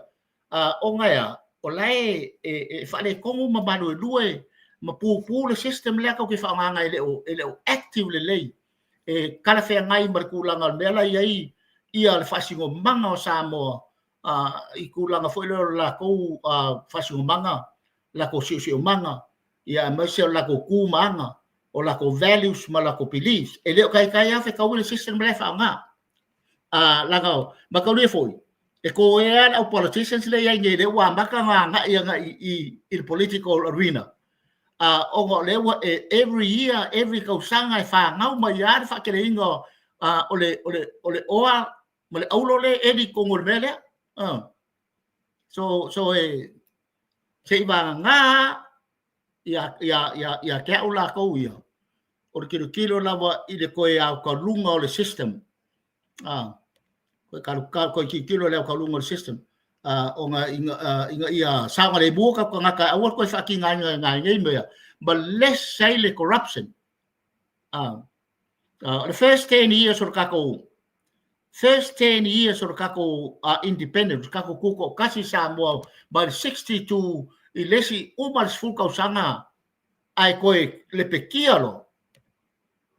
de ai mangi mea fa penga ka kupu de ai mas allowing us corruption happen ai sia mga bakwa i tight ako ir kulang or system na sa fa nga de ai mas sesi la ba e a fo ngai ka fi sa ngo ye le fo se fai se loko i kulanga fo le fai longa loko ya re e pule ai lang campaign na pe nga ma kwa ba ngai le tight le so lo winga maka mai nga be le maka mai nga sa nga le be e ye ya ke before le pe ya philosophy fa ngai yo langa awa ke play minga le me fa nga benga awa ke play minga ia le me fa nga benga plain ia le man lai ku me fa nga benga sa nga le ole nganga ngai fai ka longa le golf ba ko fo i ma fie fai o fo nga le nga ka ku polo ai se bole anga ya vai la sa sanga le ulo le pake la lo va ku fa fonga ga le tunu but ole pake it's not the club it's a man behind the club so that's a philosophy of life el que le ande ko ke ves ko ves ala se se system la ko fa ma ele o kala fe ngai male Samoan politics ia system le wa maka ka se ka o fia ngo wa amaka nga kilo mai ia le fast mala audi e introduce mai le kako for le appropriate system le or kako social justice or social development that's our political system o ngai fai kako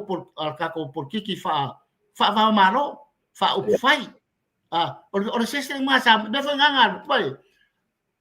nga mako imali diem fia kako ko ai e oi fioki lava mali du po ai fai mai fi ngau mai nga fi ngau ai fai kako fa pa loka fa upu fai ile kako wa system le anga mako malo nga kako ko ai pe o menga ko kilo ai ir fai nga malo fa se de ku lai mai de wa maka nga ko kilo nga ir ko nga i o por kiki a Samoa e ko fa kingo mai le me ka o le angoa fale male au o le me ka o Samoan politics e kala fe ngai mo kaka kala fe ngai male tunu kulanga la ko values mala ko belief pele bagale popo ku bagale ku le manaya o le tau o le mele ke kam fai fa so ye o se resolution e a foi ma fai tatu tiro e system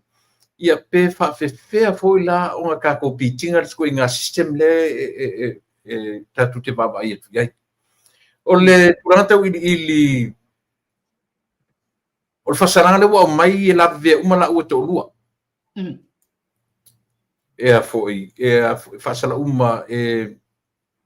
whaasala umala ua moris futau sanga. Whaamaunia umala ua to ua sopsula fono o le mea o le whatosina.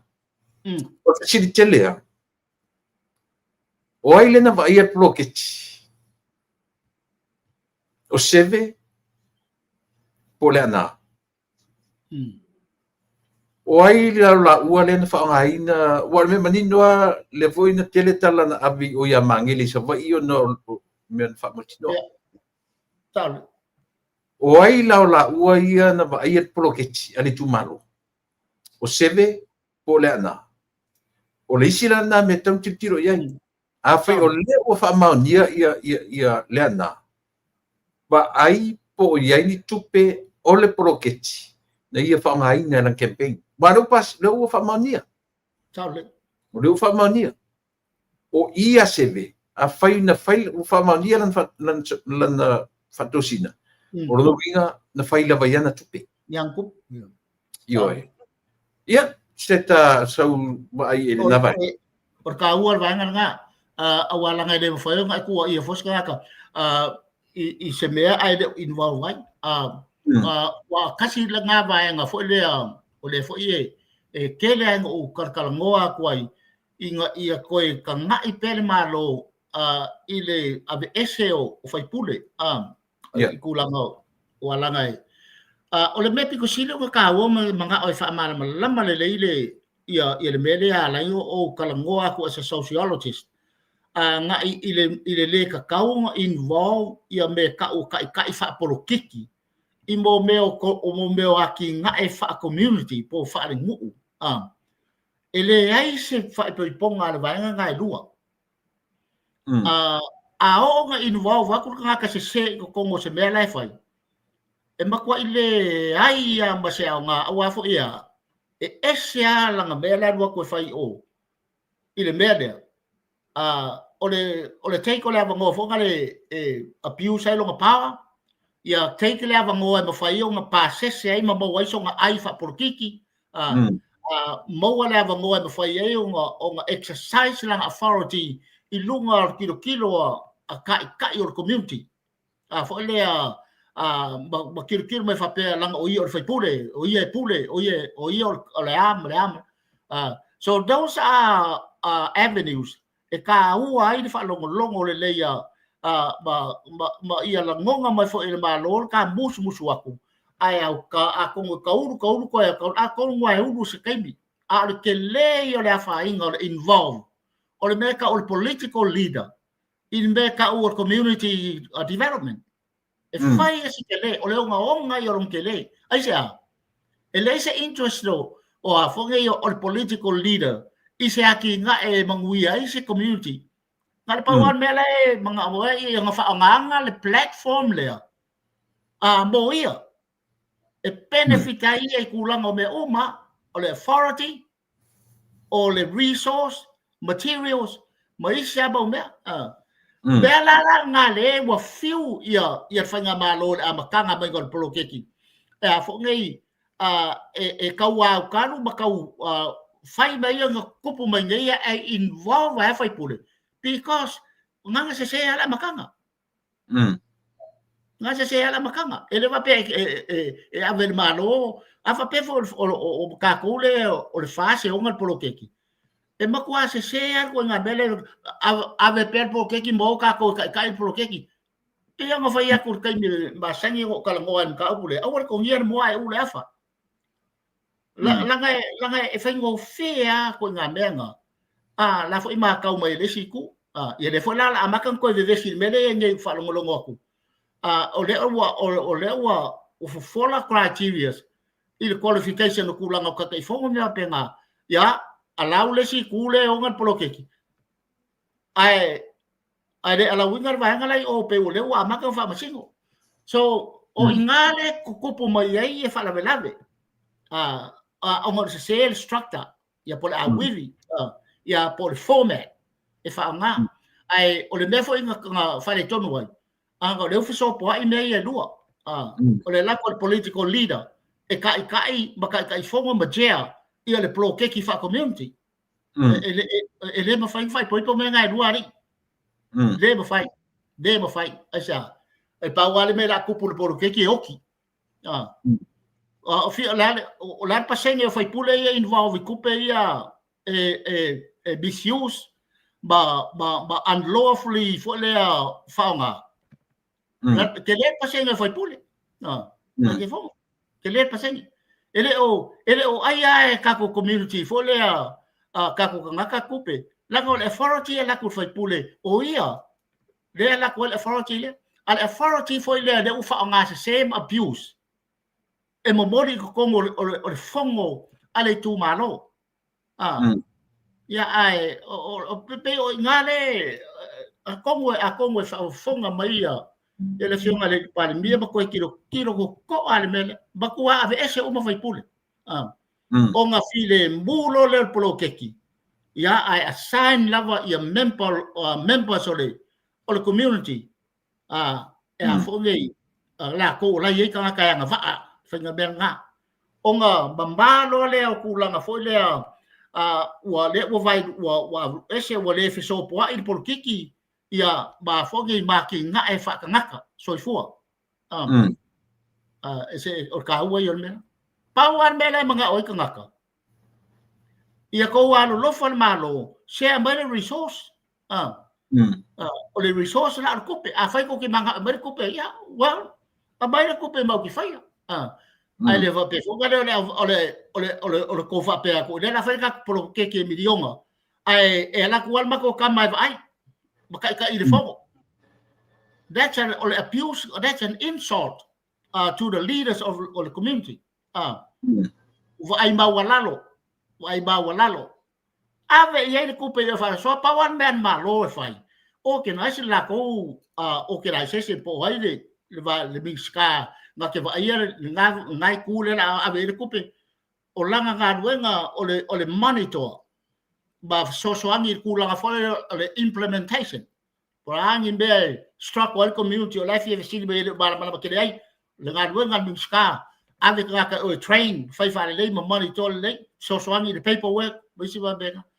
ole me piko sine pro ke sine nga fa maongi ia ba justify ikulanga ma fo fongo ka le tunu ia le pela nga le aka ke lo ga sabile o kilo ma ka ngai vanga fo ka le modi e ka kikia kwa o le fa le inga ole fo ngai ole aki nga inga ka ko ngaka ai aki nga le fo ima manga lu dua fa ka se le malo ia ma fia leaders of community fo ngai nga lu fa kas ya ole fa ko le vanga le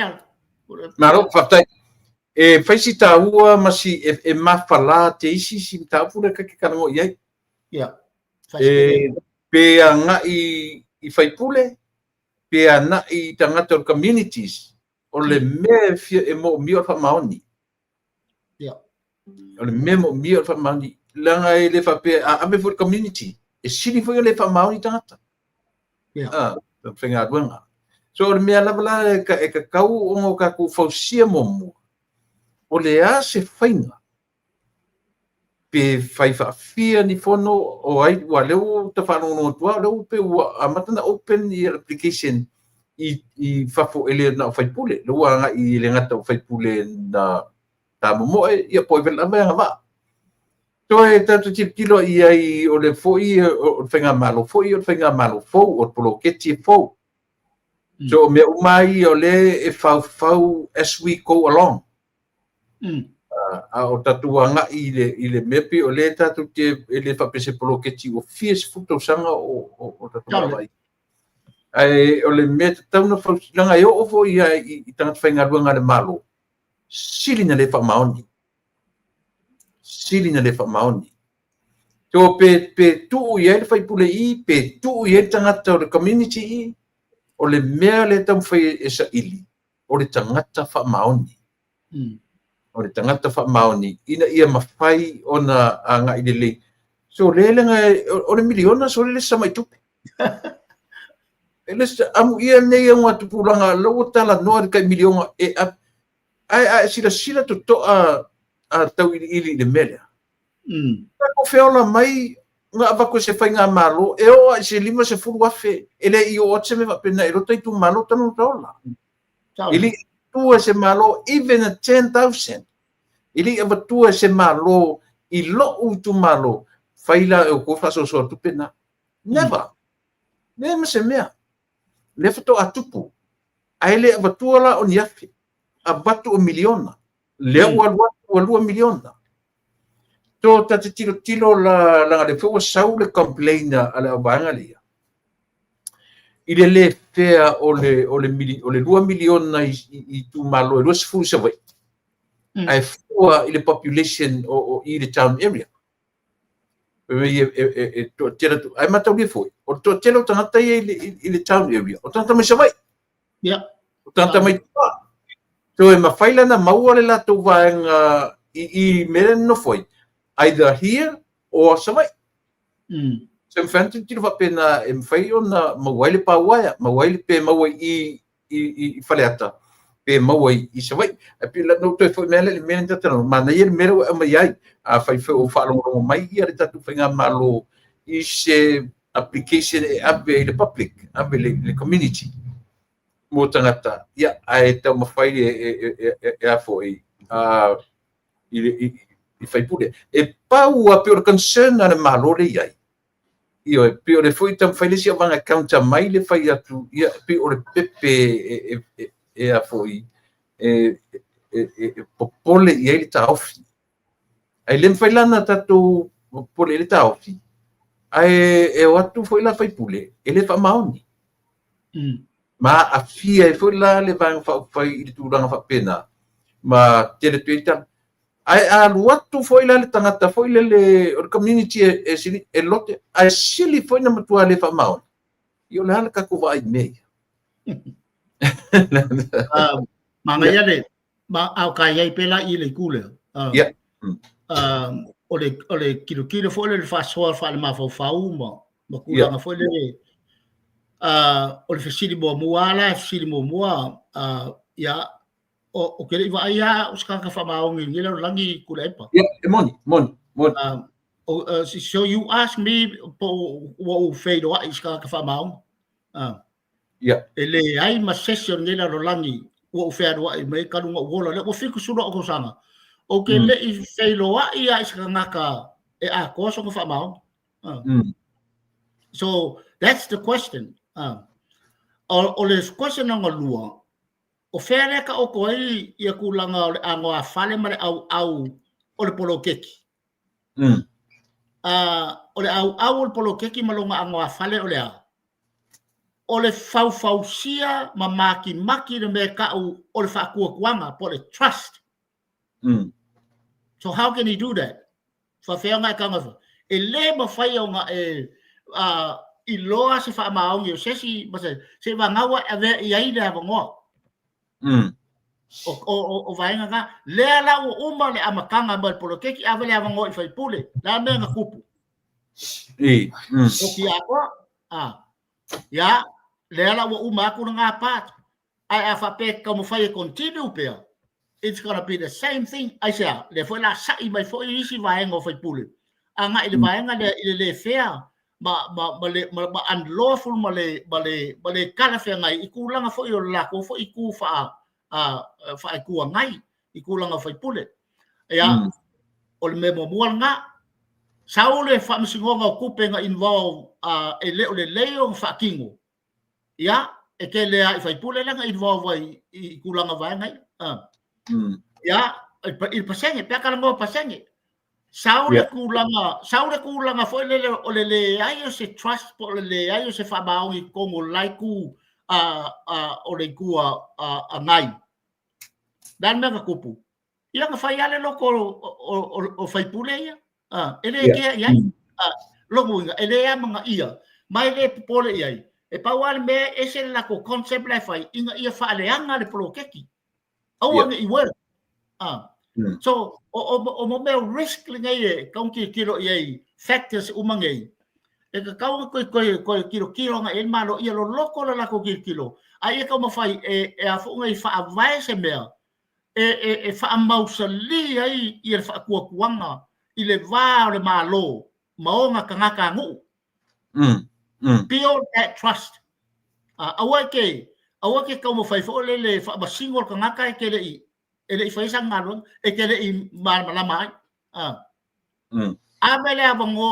o the community la ko ke pu le ai ma fa kingol mele ma ave e ma fa ko kwanga ol malo. No ka wo yon wanga wala fo si ma community ya la me fa yengi me. De fo ka ya kan ya o ko mai ka pe fa so fa kas ale fo yo mai ya le ako ke o ba ya le ko ke pi mai ya le ba nga le e pe fo ka le ai se trust yo o ka wo yo le kasi le ba nga memori e fa de le ai fo I ma fo mo I ku la ko ya kilo I va nga wa avenue singe ka wo ku le pa yo wa otherwise ka ke make ya ma o ai fa pe ai de o ba kingo o le a kongu me ao o mafai inga ia pior apre fa ko kwanga le community give them a chance e pu le ai de bloke ki le 100% in long administration pa wan man ma lo fai monitor mana fai foi tatu a vela va no na the community to be responsible I le vanga le ia o foninga fai pule is a member of the community. Tatu tilo foi ai he's a member of the community. So le foi la fight mai tu malo te tasi. Fight mai foi le hita pipila tu. So I'm the representative. Ole la tu to fe ese o meia. So e te le ale le area tau te tilo ia e pau ale me ia sa le foi le tala le fai fe au na fai watu nei fa forma le man fai to o farsale vale tu ilo tu tamatau o te tau I le tula e fea ngai matanga tata mai tata poto o le nu usa vale tu foi tu le tau le tu vale e fa pena fo ai o te fiu so sanga fa maoni absolutely le pena na ai langa la fa maoni le te tano toi o le tangata e vai alo fa mea ai foi lá le vai fa ma fa le lo fa le o fu I tatu te ni it's all about money o le fainga na fai I se tangata tu la mai va ai por que tila ia le leison to tongi ia le leison to tongi ina ia ma fai o na fai ai o lana e lo fa le langa o natural le langa le te lai e te mo e lo fa o ia te o te le lo fa that's our nature. If you were to matala for me lo fa ne it's all about you it's all about me ya mata tu ta ua selfish so le ta ua na ta ai fa de ma fa me le anga tu a faila a community pe le tanga te vai le me o ai o le atu la mai le community na te vai ai se pe le tanga te le ina ia au ai ia leanga o tatu natura mana tele le mafai na tatu satisfy I se po le lava to inga malea so le winga na le no fa maoni o tata I le lofa saule e te le lofa loa mela na e le una pe o le nganga foi na le ripa le mia le mai I le o sanga tau fa matala ni na decrease mo fa pen ai o ana mea o mea fai mafatino e atangia ai le lofa e whakana whela I le tatu tāua le mele o tāpa iai ina ia mawhai e tangata o community a whai nei o la whapeatu le malo ia le mele a ia o tau loa o a ur ta mao le tu malo le la o tau mai o ane la whai mele a watu ro tu tongi le tu tongi wha le lei oe tau tua nā ma o le mele it's not about you or me it's about for everyone. Ia pe o se la ngoni. O ka ke ia I muka ulo nga samile. E fia kiro ko I kulanga fo le a wivi ma le structure le nga fa wai polo keki. Wala nga so se polo keki e long a wivi e long a structure. Yeah. O fea fo I fa nga mai structure nga o le alko nga system o structure le fa nga. I kulanga polo keki. Wa akiro kilo I kulanga vai nga le. o lea whapeaka ika sa le ai se mawhau whau e whai se ia se executive committee kurema ia lewa a lea ke kikilo ngi lea i o lai ele structanga o loo iai ia kulanga whoka e o le CEO o le CEO ia po le kangakalanga me ka o coordinator e kaua e ngake wea hinga fo le hatinga le CEO i kulenga le pulenga o le management fo le o le managing o le project o kilo ko ia o ke le o peila ave ia kilo ko that's 50,000 mole a fo ngai mole CEO e ala nga bawa CEO e suer ka maka fo lea ka mai kulanga o vaenga uma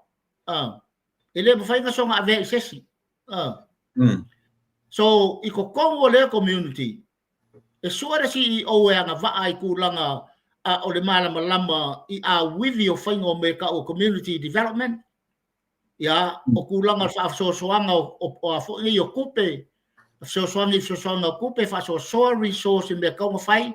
ya markulanga o management ya ole a fo ngai o kulanga fo le o le managing o project mo kilo o ako inga project e kala fe ngai le ngu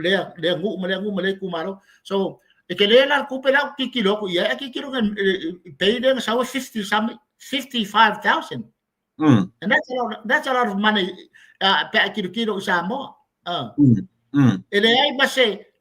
se que au fight kurila sabo e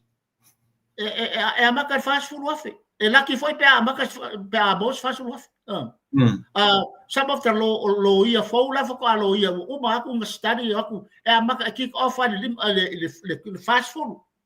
a mo fast food wala ki yeah ai kilo le dimas food le ku bai e average CEO that's a lot of money yes alonga wingala e ala nga faile structure nga i ai kilo ka nga kaya nga va o le kangaka nga e fa boy mo ia le kulanga o le fa nga yo inga le prokeki me nga le nga ave ku pekele e lo nga va ai kulanga me uma le va fa nga i makangaka communications o mo be fonga me ka finance o me ka wa fonga planning me ka project me ka wa fonga i kulanga me uma nga e nga va ala nga nga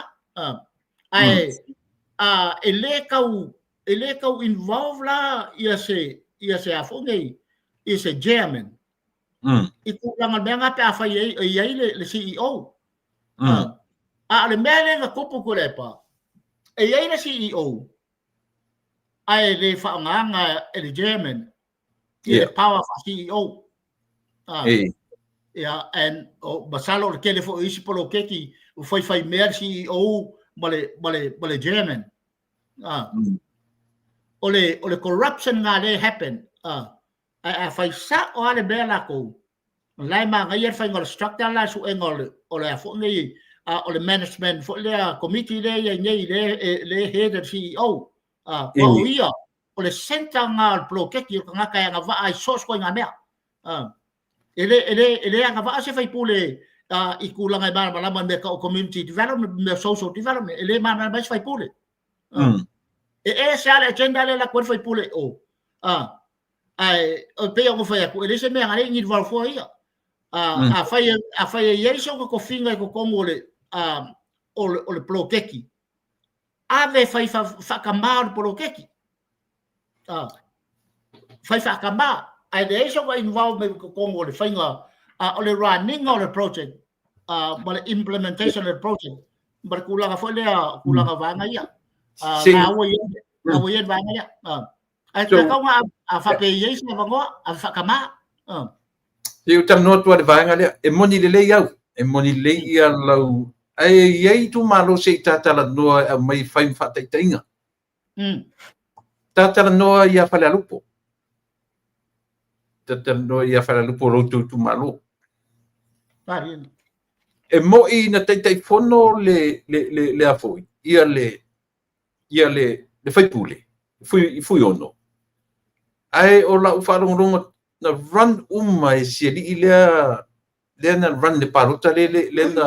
au le to rua mai martini nai falaru o ia le na falongo o le 5 tau na poloketi ia e tai pe foi lao I sa foto e fai pule ia le tamaita'i o fai malo Star Wars e pe o siali le o la vea le tu le pe o ia le na sana o le tele na I tu malo na iai so le meta ua la fala e mafaina o atu fai pule e na o le supervisor I tu fa man le poloketi pe fai mai fono e play pele role na tangata o CEO ave e fa mo pauala le e fenta tu ese pe o popo lengo le malore iai ia fa tumu pe la tu te le lo te tu pe ia fai malatu tangata e fau tua ia I la tu e lo te tu pe pela monila la usuno fa pe o leu ave a toa fa mo I le CEO e nate yo pauala le meo le te telefono I e fai o le fa mal ia ma to e supervise le ia le wale la fa sono to lima ia official sia la ia pe to pe to lima le motino e moni le mele u ta fa so ia le fo ta fa so le atu no fa longo mai ia le tatu malo e ono va ia ai pe sa o le upuana ta tu dia fa maon o le na fa maon sa ile e fengata na mo ta tu le mele fa maon ai a fa pe ia se tangata e alo fa moni I lona vala awina ia o inala le tau pe tau va ia o le olanga la male nature le olanga le te o lai tau ili mane io all about money e po le lava le fa maoni o le lava le alofa fea e o mai le alofa fa le lava tongi e te lenga bunga fa io e pe o ina lava e ta otto iai me umor so I fuanga me ola io le tatu ke ola iai ona ile o te imita tu sa mo fa mo le lang tupe lo tatu wa ai le tupe ia ma tatu vai foi sa mo lo tatu tala no I milion lo tatu tala no I bilion pretty soon e o to tong tana 10 milion ta te va vai lo tele I fa pena so fina o le ka o le mele le ka ke vangi vangea pea ia ke uia o le fa ka wanga fo le kilo se ko kilo e mau ma fa fonga I fo ia le sunga le pale mia mali la fa malo po ala vangai boku nga a fa mo ku ia ka fa ya e fai ya ke ia o pa ia e mka ka e ai me nga pis ko ngai ko ingai ai pe ka uia ke au le me ka o le building o le trust o le ka fai ia maki le fa ko kuanga ko le avangoa se kilo ele malo give it da fo il se kulanga fo le se kol ko sana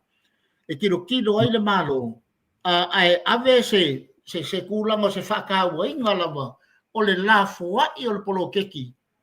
inga ia maki lava le community maka ngaka o le kumalo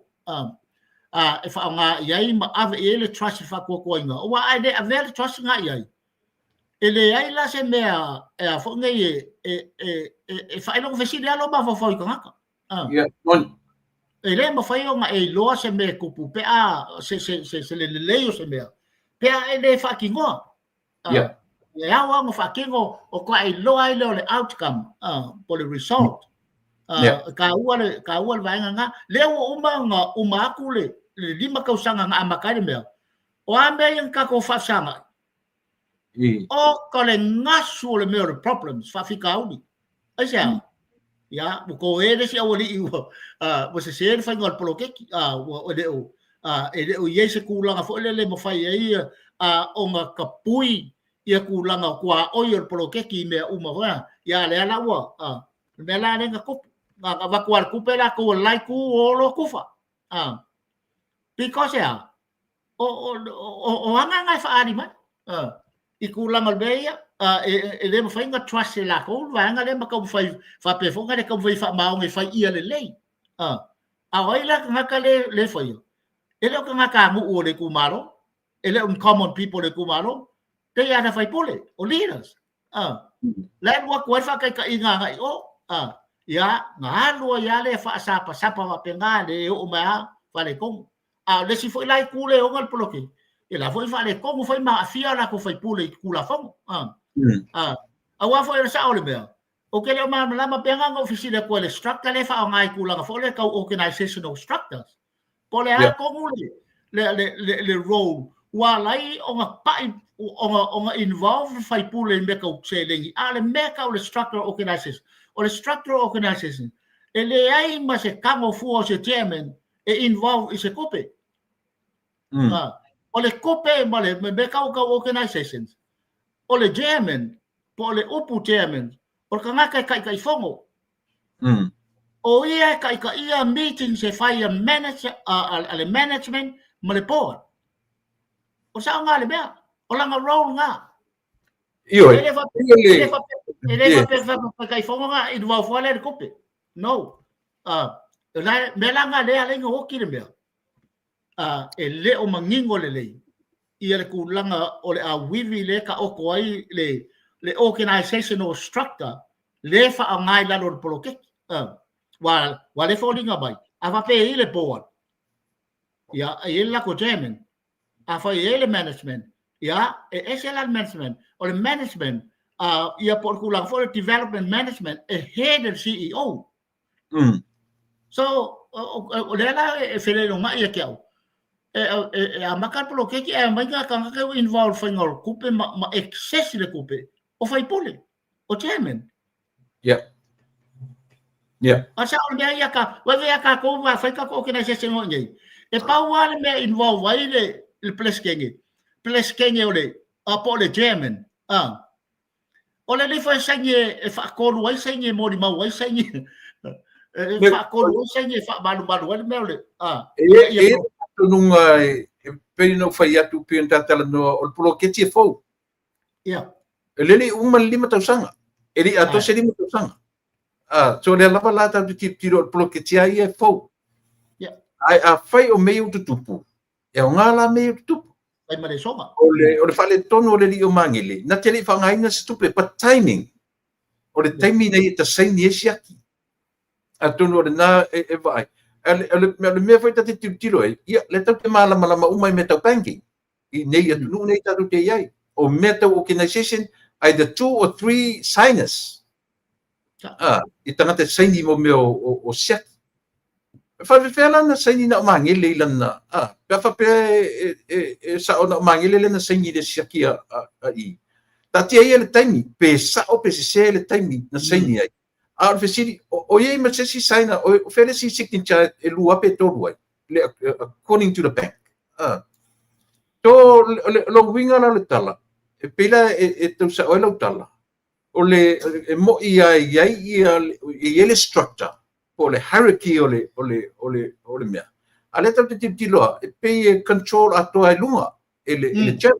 be ko nga le pela o le falea onga le ta te tilo e ta o ta te fisosoni e le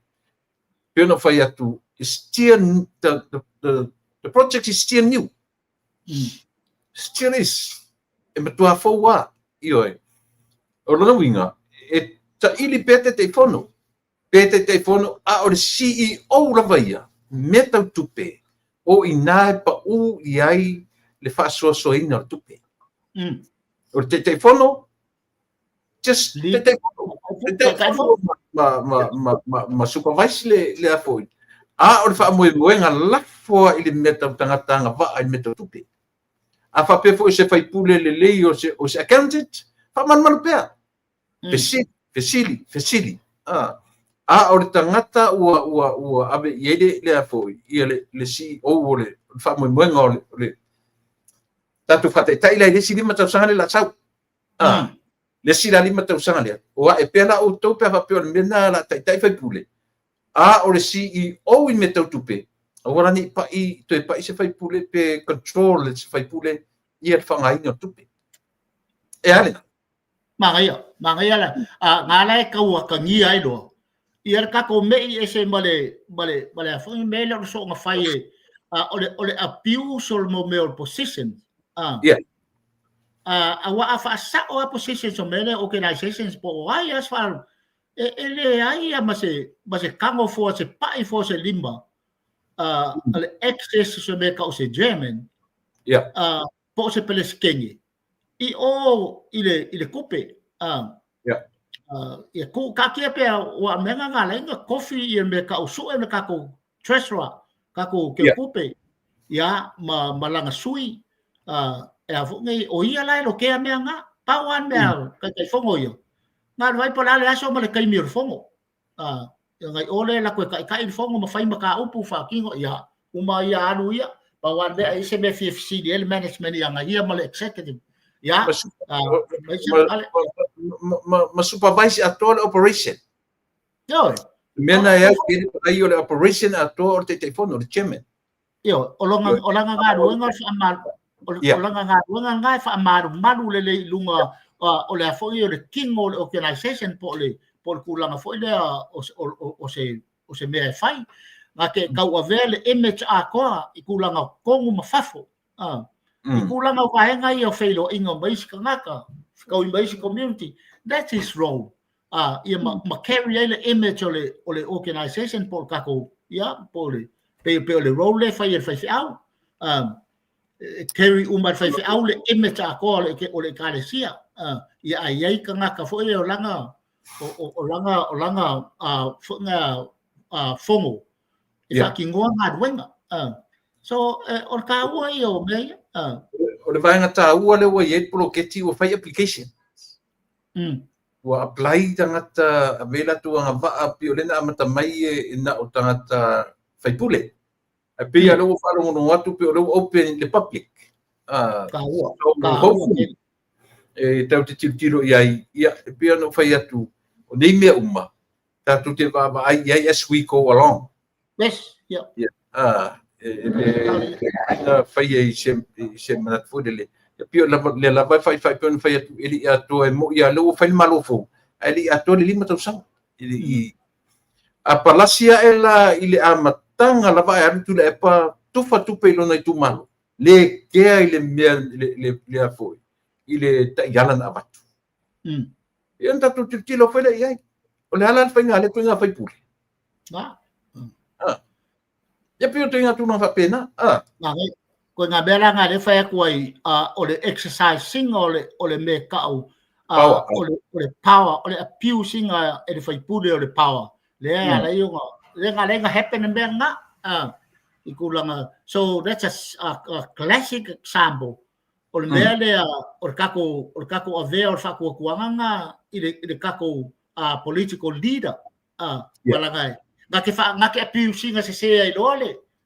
ia le authority por power anaya ke lo tau malam lama tam ta pude ta me I mai I le fala la vele na fa ile press conference a leo ma custom leo tu fa tasi le custom tute ma leo ai fa ile la tu press conference ana nafi ia ana nafi mo fa mo lunga to tapu ele mera vale per fa fitau ile tono tatu nu pe o leo a mata na prioritize mai e malo ona tute mon faiva tu le mele ta lo ele ai sale na mo leo te vai ni leo interview mai ir min stato no ana ta vale le ana nena leo tala no mai le min sta tala no anga martu ai pi lo te vai pi ai o le ale le malo pe tausonga pe uso pe tu fa fine ave tu la fon le foi la tino mai le min style o tu le fatano mai e moni ona na apta vale ai le aloi ia na ia foi mori mau a papia fai ngora tu la fono alu fatui ia a pe o le sta suieta ta no te mini ia ona o le baanga na fia leo mo le tute o tam fai su e se fo ia o su na fo mero tatu tiro o me vone tata no umi nei o se fo o mo le tatu proketi ele fa ta fai atu ta o fo a o ta o tala tala noa a piki mai ma sosoni o lava na matsue o ile aisa o fasi umi tele o tatu tu na fa tele ina mele ia la so fina la so silsile o le o le collective fo le ngā rua whakasi le sa whai ama. Koe ngā me whanga le si maku. Yeah. Ya, le kala ngai whai I o pikungu ua anga. O le saa o le mea. O le o se maka upu fau. Le winga wa lainga o whaanga le ia le kulanga le u o le wānganga le o si maku. Sa le ai se prioritizing a tele le malo le whakawainga. Yeah. Pe whanga le e kalangoa I pia se longa kupu mese mea whaka kalangoa mai alu leo whai ngai plan whanga le whai ai au kungai o kolua wha aso koe mau ia kua ia koe se longa whai koe ari mai ia kulanga vangale ole solution lava ole mea ia ia le whai sa o ngadue ai mo whaali I Samoa I le lua a festival kolu ma le lua a festival fiku o le solution leka oko I drugs and alcohol I problem for substance abuse e leo se me fai se organizations ko kasi po se bodies e kasi o me kong fai o mai fa kasi organizations lea fa le mai fa singonga leo ia o community o makai o le loku o organize o bodies umanga e fiku pe iwa e o mai e ku whakasi le mea lea o ngā makua ke lea leo le suinga e ari mai. Langa e pewhanga e ngā whamaka osia ai le o aru I ai le malosi aru I ai le kulanga le whakaua e se whainga malo. So longo winga la ka lo sia I ar ngai whainga malo inga ia whaka oko mai loa le mea lea ma bring in ia bodies ia fiku pe ongo. E a whongai e le whai se kolu pe rua. O le sao ale mea o le malo o le community o I kalesia ia o le whamasingonga ia maisi apa e ngā whongai me se pūlenga wha justice whale mai ma mewa pe ngā o la koulanga e kumalosi whainga le mele ai ele fa pe foi su ane o la e alwa ka ia kasi se mea e fai inga ia fa mau ku se kula fongo e nga rua fa kasi ai ia kula ngalwanga le in a collective for le perspective e kilo ai kamale inga ia fa kaua onga lava lola ia le va ainga male monitoring o kulanga o a fonga vai langa o fonga kale maka upu kule pam langa o maka upo fala au fasainga po drugs ele fai e common people foi ka ngaka ia I lalo o lunga a fong ele involve in ka ngaka le iloa ele kaua loa I ko kongo o a fonga yo fala po konga le la ke fa so inga drugs I le lalo langi a ko this is an international for the issue mai ole na tangata tele tupe e fai er mea nga o ka ngaka lava e ka mau ainga ma fai ngala ko affordinga nga involve ko kongo mele lau ke involve ai longo winga la oile ka longo ia kako leaders so o involve ai telo ka ilunga so longo winga la o fanga ka nga mea a saolar kako o inga ia ka mo fai fo lea e vange le lei kulanga fo lea ka mo fai inga ia kapungi ba kapui mea ia ka ke amaka mai lunga la uri lei e fai pisingisi lai kai lunga o a ko inga role I play lunga because those are the people o lai kupe o lai mafai o ngalako excess ai e mafai fo ngalako fai a kongu o le promoting o mea ia kusalama pele a fa pe fo ele ngate le kangofia ai alanga o lai involve wale kupe e ke le la le fai ngom le mea le kamau ainga e mau me ka o promotion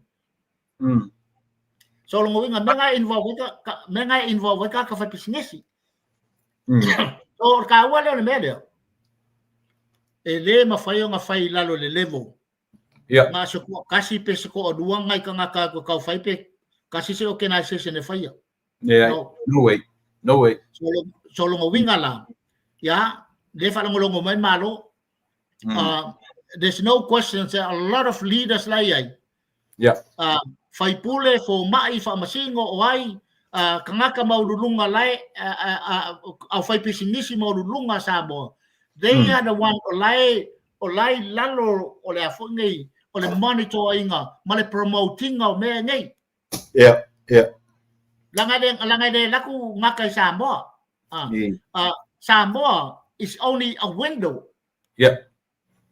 O le purpose o le promoting o drugs and alcohol. O fafo ako o Samoa.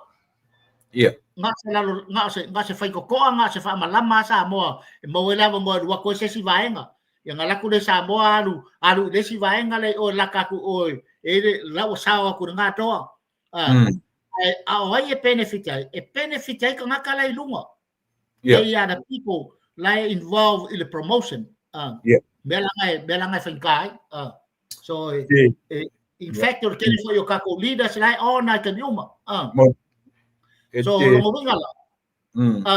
On makaupu le e mo moli lava de me ngaka ile ia kulanga o le kula fongo malonga puipuiga. Ole vai menga ngala nga fai le sia ku ngula le. Nga maua oe sala loki. Malaysia. Lala me ngala nga fai. Wa wai lo le leia leaders o nga ku ngu. E fi wa fai ala nga solo boy leaders. Ia promoting on media. Langa me lai interest ia ka nga ka langi ako. O lai hungry ma ia o lai e afonga nga lala ma ia isi ku langi. So long wingala. Ele se mea ele kiki se kupe mawai. There's a lot of money involved. Ya, wala fo ngai kaimi. Ya, pe ya mele kupo ngai. Ia kulanga corruption le kupo langi. Onga le ole taula saina. Money. So ele se mea la ele se ka upu le kiki. Ai akuku ai o ka ko leaders le ngai Samoa. Fai se fakai ka inga skulanga inga ia makua I sai kia kula fongo ku lunga fasalanga. Ya, bava ai kele le mele I kulanga folea o nga rua fakasi in a collective concept. Inga ia kofua ia makanga duenga makai o nga involved kulanga o le puipuinga o mele. E mawala kari menga. E lo te lunga o le mena o le to fere maro terminate te peru falang for le teamwork is the key to success. Yes. E le fio angale isa mo le te fano tu o manunu. O faisi leva na faile sale nu le email le ava marosi.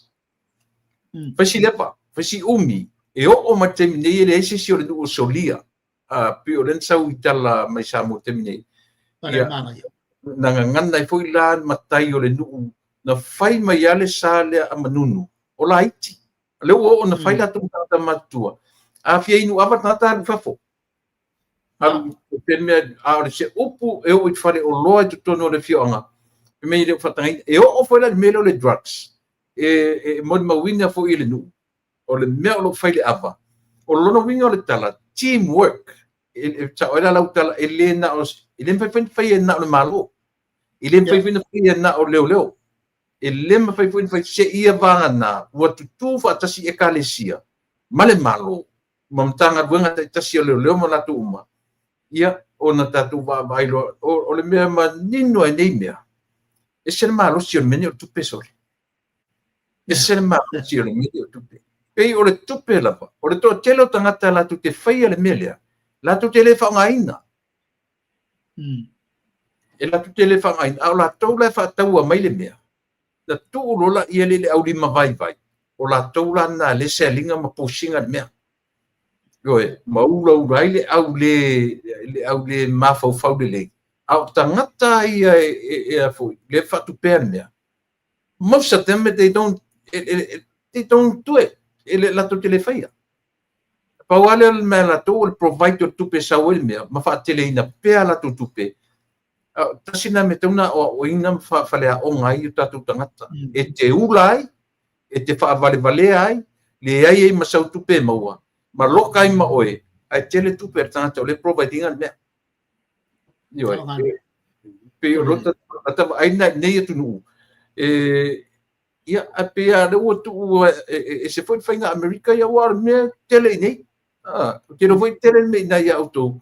ai ai le system America la tovia e la tu te controlling ai o manino a fale o tangata e fai le mea mai la tu e fai le mea e o sa o foi la ia le o pe o na ripotia mga ia mele wa sa mo le mu nga ia fanganga a fai ma fai nga fai la fanganga that's a example nga e ma fai e a foi sa mo a ko longo winga la o ngai ma fai o nga foi nei o nga mai le model a ko nga e fa ngai ko e fa ngai ko i kulanga me ia ka ma fai ia ma ka nga ruenga leo ma kiuke immigration ia fale mai ia ma kulanga foi le famsingonga po ai ala o isi ka ngaka ia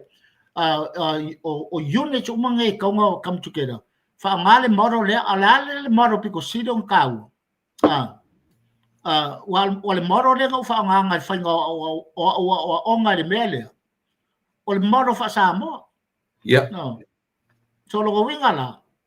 ole ka ke pisi solo ai sue ia mea e kala fe ngai mo ka ko i ku langa o kiro i fa fita uli ma social issues le ala ka kia ia ka ko ku ma ngu e fai o le mepi ko sili nga malosi very powerful o le ka ko ku ma ngu ka ke vai ma wala lo iai ka ke fa kamala iai and sometimes for ye ya fo ngai fa kamala ye fa nga malo le ya ngai modern politicians le ngai male modern political fo le concept le ngai e pe fa ko ngai e ia le power le ka oko i lalo le culture fa sa mo o inga le e ka oko le power ko a se ka ko wa mio fa pela e alau ia kulanga vai ngai ai mesha mo me ka o core programs ia fa malo si ai ia kulanga o le power culture o ka uala ia neng a fa pe ignore le malo fa pe e fo ngai e le ai se la que fa ko ngai ia supporting o mele e ka fai mai kua el village council ba kulanga o le kumalanga o longo winga e a nga ia e fa le kongu sa mo sa o le mea ia ya la ke le fa ke ka inga pela fa ke inga le ka o ko mai nei le a ngu pe fa nga ya a fa o le work ya la mea la inga le kilo ia fa malusia ma ka fa encourage uma ia se program a ko e ka o se core program inga ia kava umai faima fa kai ka inga e lima kai ai le a fongi vai ngale inga ia mo ku lava ma pui ar me le ia awangi ia waku kongo uma pe ole vai ngale ka wali vai ngale wa ai fa kai o lewa fa kai il official leo ya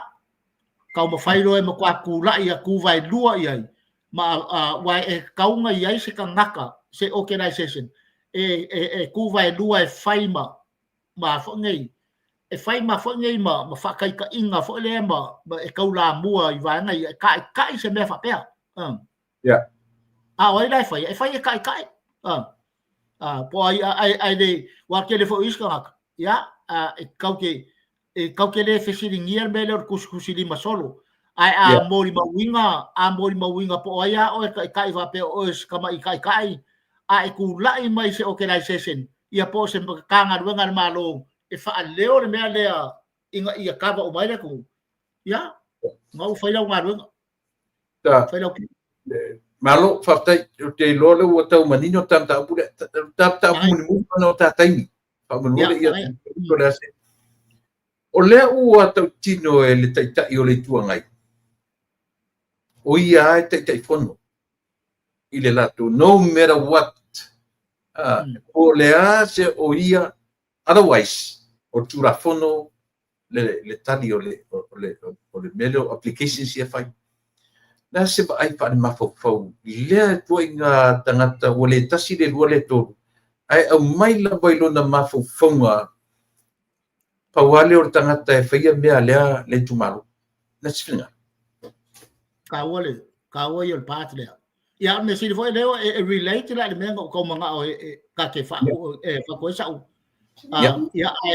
de la ka va ku lo part le ka le o ko mo ya ia pe au mawhai aku ma kako kalangoa pe ma o ia i kula fo le o le abusinga o le authority power o le abuse of power le kalangoa ko inga ke le ko ni ma li ra so longa winga la e kula nga ese mai longa fa singo manga balonga kamari anga i ma fo ngo iskaka o isi foi politicians o ila ka ke lo ai e fe koi ba kala fe ngai le lei pole ka ke ave anga ia ko inga ua fainga ia kulanga o longa mafau te ua le mele o le kako malama ianga ma winga ia faali mai so ska so fu ai faali mai winga ia mari e la vea i lalo le leipo ua afia longa mafau so lo winga la awa le fai u bangaka la me le kalago mai fai pule lai o pe o lang kalamo aisa ese kangaka ma la ko afianga ese foi kangaka ma la ko mafau le kaimi ma le kaimi fo ngale conditions o le mafau ese ai fa pe ka kalangoa i kulanga o anga ia fa ani mai o le ke ma ka mo fai lawa e a fo ngai furi kua ia ma ka mo fai fo ngale e fo ma lo i kulanga o ko le fai ai ne ma fai o ngai ala winga ia le kulanga o le process to go through ia o ngala le ka o ko ai ia kulanga mele sa mga kalangoa ia e fa o ma ka 5 minutes o i kulanga langa le ole ka ua ma ka ukio me ka o psychosis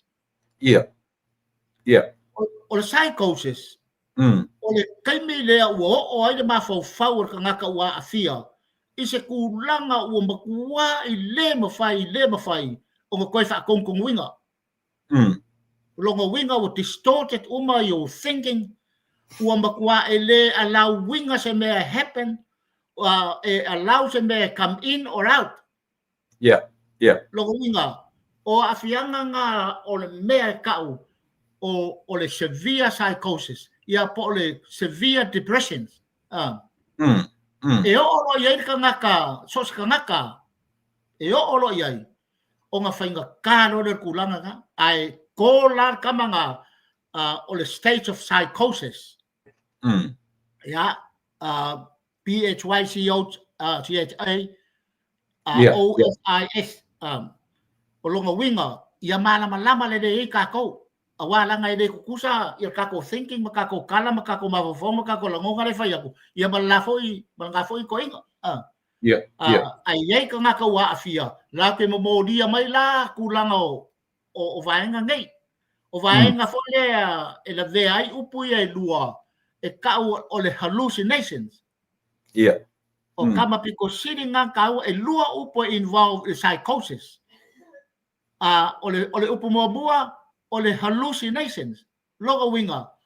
o lo kari kongu i mea foi lea ke kalangoa ma i mea kukupu langa musu aku ka ngaka ya ke oe i le mea kupu ia pe la fo e kari kongu le sa e va ai se mea kupu ai le moi mea nga ka o hallucinations wa e kiro ma e kari kongu i mea wa fix e lo ma ho fau e sa o anga ia e sa o uma mai mongi ai le mongi it's all in here ma le upulonga lua e la vea i lalo psychosis o le mea ka o le delusions o le delusions o lo le kari ko wingos ka ngaka ua e masalo salo I ka ngaka o mai around you. Yeah. That they to get you. Vale se via o ngei ko inga anga o ngei ko inga winga symptoms. If I ask finga e ke o lo ia I kamanga o nga la vea lole o le mea lea ua makua e le ko ke a se mea. Yeah. Mai o oe lava lai sa o ame ke kar ko ngua la ke ngai fa longo iai ma me ia ngai va aia but it's all for le o for nge mo visions fa longo I leo ia ma va aia mea o pe fa la ke maka skivi ale skivi. So these are the things. Yeah, I must share kulang ole make all the delusions. O makua ele mga oa ki karikongo sa kangaka. O makua I kapongi uma ia fai ko koa o lo mafau ua kongua masao oe I me uma. So fai kala ngan mele kau kayengi. E o kai mai I lau fasili I lau saumanga. Ya o le mea ngā le kau ke whaasanga I nei. Ya ngai pau ale me ya se samo ko le o le tau o le mele o ta no ia. A whapeo wharongo mai le atunu I vaenga o le mafau le ua fia I la le tua inga tangata lea. O le tua inga tangata lea o lea o lo lidinga le atunu po se vaenga pa upwhai. E le se tūranga le leila. Dangerous. E le o se tūranga a whapea o tua inga vaenga I o le mafau wa a fia I le whaamai lea.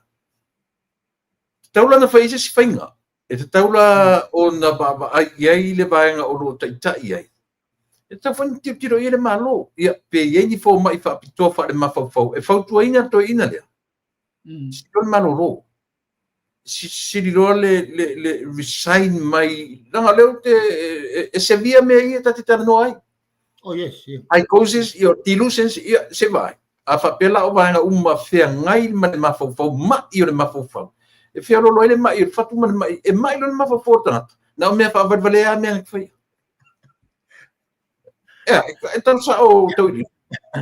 Por kau e ser kau me la ga pe fo ngale e kai be ko e pe kala ngo fo e kau sua ai ngaka yeah but samo awar kau su ele kau su se sin me le la ga le ko ke mori ma winga I kai mi uma baso uma ko ke mai mo iai ma ko fa longo iai ko fa fonga iai so longo ngala ele se be ko iai ka ole upusa wala ua ma I le mafau wa tau te fe alo pai fua ole ta tu ta no sa ole ya o sa ngal I how fa fenka ko dio mi ka o ngol kulang ole power ma le authority le ia I le kele ko sanga kasi nga factor le ua iai ko kongo ko inga ma ua iai logo mangaku ele no one can touch him so kulanga la iai tengo vai aku ua kapui umar ko inga ke lo mea even fa masingonga o le authority of police o lau umang kapungi umar ko inga even for ka ko pale benge me life aku faku ai kula fongo umang kapui umang kapui so so he's now running around and said, I'm a free man. What with the boss? I don't care. So long wingala. Waka kau o nga fai ese fai uma. E pawa ka ngaka. Ya. Kisa mo ko le. Ele ngata ile da ole kerto ina una le lo o le treason. O le fo malo mele na te fai. A ole pese me no elo na mafau. Ono tulanga la le o iai. O le kea o le popole pe inda tele ele ia ni sangata yona au tafa lunga lalo. Io. Pina o ia malalangi uma. O le kaua nga ka ko malama ia unga. Ia unga le me kau o le psychosis. Ya por ka folele uma kwa I kau mia lava I le kulanga o longa malosi malonga power. wale se kwa au yo mea ia e pule ia ia so lo winga ia pa wale mea ia kako kalangoa pe ma kako kilo anga ia ai o le o kako malama di kulanga la ia a fa pela e o nga kupu ai se mea ia kasiale fofo kasiale fofo o le fofo la le wasi dinga be uma wa vai lele o le nga fa sala ko inga kula fongo ai ko apa man kula fongo mai oi le ai da e le fa sala la oi fa sa lo ko pe o e a fonge ai au ka lo kula fongo fa le ko ko inga le wa le fa pe mai ar sa o le be e kasi ale mele ka oko ai pe according to our political structure kasi ale mele ka oko mai kali ngara wori ile nga mai ko inga kong ele ya se si o le sa o kong wangan me e o mai ka mi ngai o le ko e ia sa mo ba pe kala ka usua ele tunu uma kilo ai it's a reality it's real so o le lai kau ke pisai fa penga o le mea foi le ia le la e alu de tu ina matala ile ngase o pandemia without knowing he's the worst tata la noi foi e sa le foi sa le ia tala ia tu ina ia le mai o pandemia o le vai o le se mea ale matuia le mai tu o le sa o le mea e ala foi nga mention mai I kulanga wale ka o I vanga le ele o faia ngai kalangoanga ma fa pe fo ngai fa o la pe fa amu no ya ua ia mala nga ruenga fa ku fa piko le ma fa ma anga so tai e fai lalo le lofa so ani e fai le lofa inga ia kau se I kau langonga mai singa me o se musu ai foi se o la vaenga po se longa ainga ai pe nga fai aku o lea e a fo ngai ua silinga kali se kulanga o le me e a nga fai ko inga langa ua fo ngai o le wa ka oko mai be umba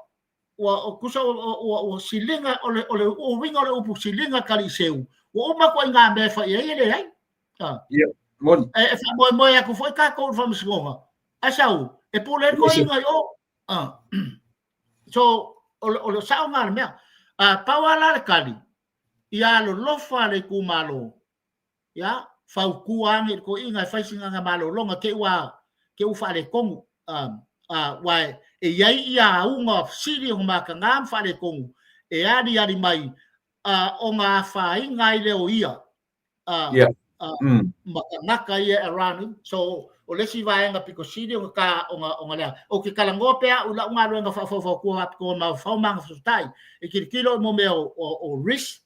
factors mo me fo nga le contributing factors o le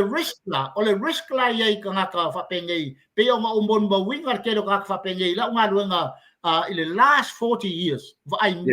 ki bo ia e ke le makuya ia mo me kua pa kua ia po me kupu mai self harm suicide ia berkulanga o le fa makanga inga kulanga isi foi va inga siri o makanga so o ka u mele ia o le fa fonga mai ia ri kumalo makanga ko fa kua ka mo fai aves fa kua le foi va ku fa kuanga al por kala me la ko ma ngai e le fa piko a mangu ia kas o le kalangoa I mea o lo over ai ma mori ma winga lo winga la ya a fai o ia singa vangoa e kalia se fa kuama yang kilo la ia ngale mangu le mawole le malosi la fo ia se ngai si kausanga e lua pe koru ya e koko e ai ma grandchildren ma le ai ya maru fole sau ngai fa solo mo ai mo meu o kako wa fo kako Wales ni ko e ma akai mo wala au o mo meu dolphin ke le anga ruanga ia pui lo nga soifua ia nge ia fainga ba ke tele aku o nga fainga ile o ia e a whainga i ma people around him. Ka ngaka ia ro lofa ia ngai o longa ainga. Ia o pe le nganga lea. Le nganga le whaukuanga. Inga ia momoli me sao. Ia ma se whaukuanga sirio ngā lofa. Ia awa lava le puipuinga o le soifua maloloinga. Ia me se fo longa kamari anga. Ia ma longa siu manga po longa fasinga manga. Ia o ka ua le o le mele o manga ia le ua fisili mele. Ia ngā o lola ia i kake wanga o manga o whaasoa ko i mele. Langa o kele i o karaka ia fisili ngia mai a lea e meli mai a kia umakala ngoa mai kulanga vaenga nei. Ile severity o le me kau o le severe depression ia ma le mea le kulanga la le ka o psychosis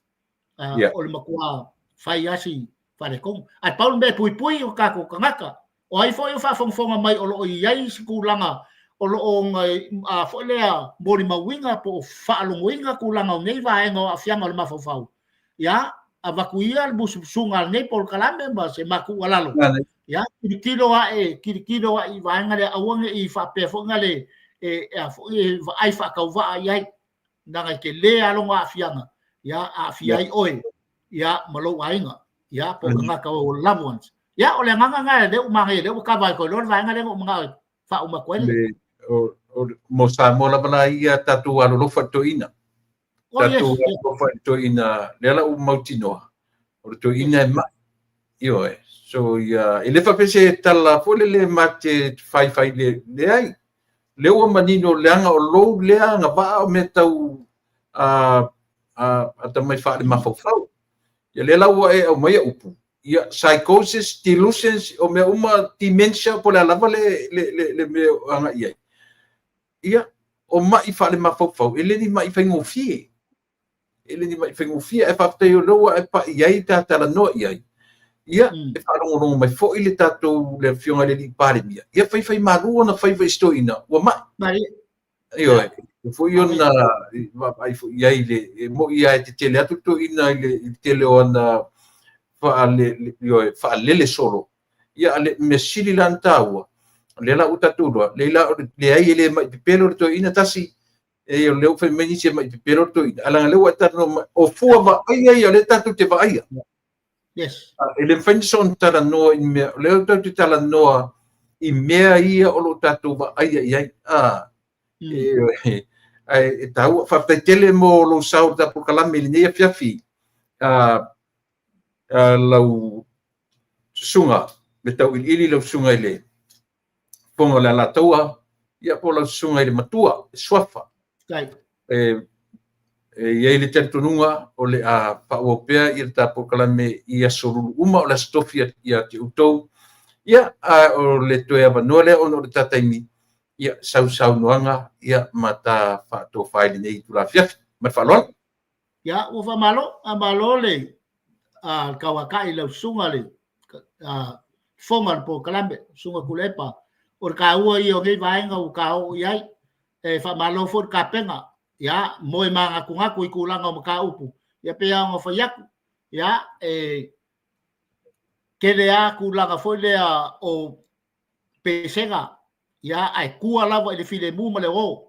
kulanga o maka upu a le ka ua foi nge maka upu ya lo ka oko ai sembe e au nga kasi pe lua a ve fai ma oso le yaso ya i kulanga foi fa fonga nga le tunu e dem fai onga fa pe foi fa ngaloinga le kapo inga sabo le makawaku ya o lo ku i mai ar mu panga ma feule mu lila i kulanga kupu mai e o le tunu ila la ko fa so i so se ko inga vaenga ya ang manatu lea ya le o kau lau o fa mo mo nge yaso o le sisi foi la o sal o foi la kau ya mai se ia la inga kai ya po kulanga o kako po kalame mar kako fasoa ni yas ya o mga kulea samo ya ele fa ko ngua la pu ar kama fanga a pola la va se kulanga o ni yaso male fai po vale se leo sala se nganga la se ama ya fa mangalo ngai ko ina paula vole be wo ya ile balos ya ai mga kulava ya e fa mangingo mo fa la kele kako kapa au sidi i kulanga o longa finga ngalo siriaku longa silafia i kulanga o me o ele vai o ngai ko inga ngi yaso ngai ele o manatu ya mangu ke lenga fa bombo nga sa mo koe ngai fo yaso so maku pi kungu ya ba se fo i ko pi kungu i Amerika lau suka kulepa ya ai mai se le lo ka po inga sa mo so se kafa ya mangu ke lenga ka i lo ko so fo ile fo i vai yaso e mbau ai fo i lesi ka ko felo inga le ngai kula ya lo ko o nga masangi ya stofi ya ka wili ya fata rupena ya soifua mai mungia la fafonga samo soifua le ya kulepa ya te yelo tanoa i lau sunga le tapa au la taua manatu le ua tau si uili ta maftanga fare uso le nei aso ya atonu tele lava se sao mo tato no tatu te filo ai ile vai so fo ile anga le leio le tua abatu yelo soifua ma lo la mo temni ya soifua ia pase ia lena se tau ai o nei mata upu sa moa o tātou te tala noina. Langai pei tātou te whaatala sua ia o le fionga i le alataua, le fionga le sunga i le tauriri. Ia pe o lona lea a wawina, o ona ia whailonga o momio o tangata o le mawhawhau. Io ia o wawina whapitoa. Ia motulanga o whaamai o le mawhawhau. So ele whapela o whaatalaula pe ma te le lava ua avatu e fua i le vaai atu i winga o anga o tala. Lena whaonga mai le upo le delusions. Pe o tangata fwile o le tangata si o mia. O le ai ake i luma o tua au tafa mo pe ia ua puni tia atora na vai. Iai le masalo fo le o tangata ni pe o le tala no mai acha pe te whapena ia le fo tala no mai i le psychosis i o me tau whamai whanamafufau so e tau o tele nei mea i Samoa tātou te maua ia ma tātou wawai ai ia ma tātou alolo whaitoina le ala ua manino le o toina e ma ilo na mafufau le me fui na leina pe ai vai e tatu wa ai lunga ma atonu me fui na vai me maloma le fai se fasalanga ia na bionga ia fai o le me ta o le treason la ola na mena o fai o fau malo ai pe no fai tu o le ma i o le mafo fau wale mona le lo ai mona le manatua ia ana me e fai o le lavana te lo le fo malola na mele fai ai ona ua fa le tonu siona mafafau ia o le tu malo fo ia fa ia ne fa le tonu le mafafau ai mai ia ma le vanga fa fai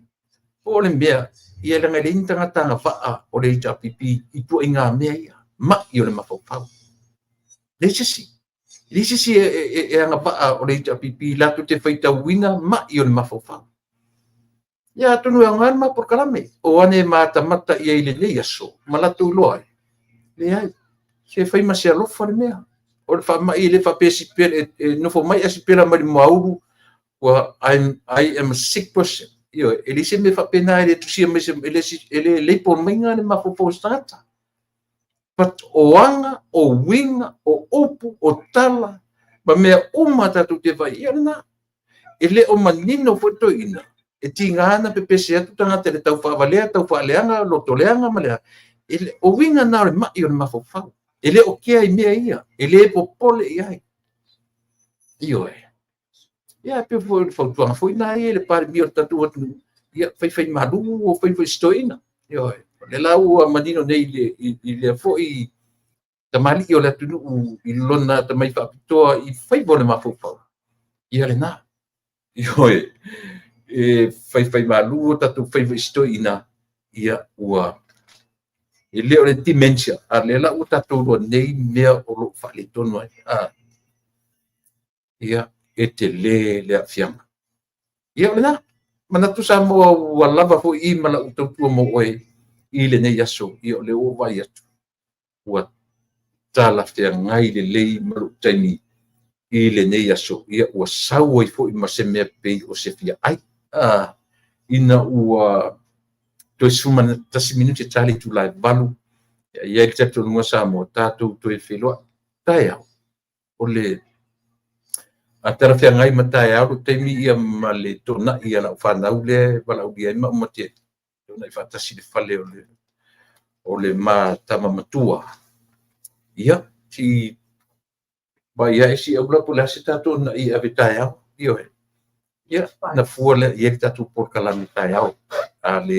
ai tātou por kalami tai au le ota fa mai uso ia la tam fai pe fa au ma por kalami ma le ota tu investigano i le aso tai au ina ia fai pe on fa au wina ia le tautuina o loto pa ia ma loto mamalu Samoa e mo temine ia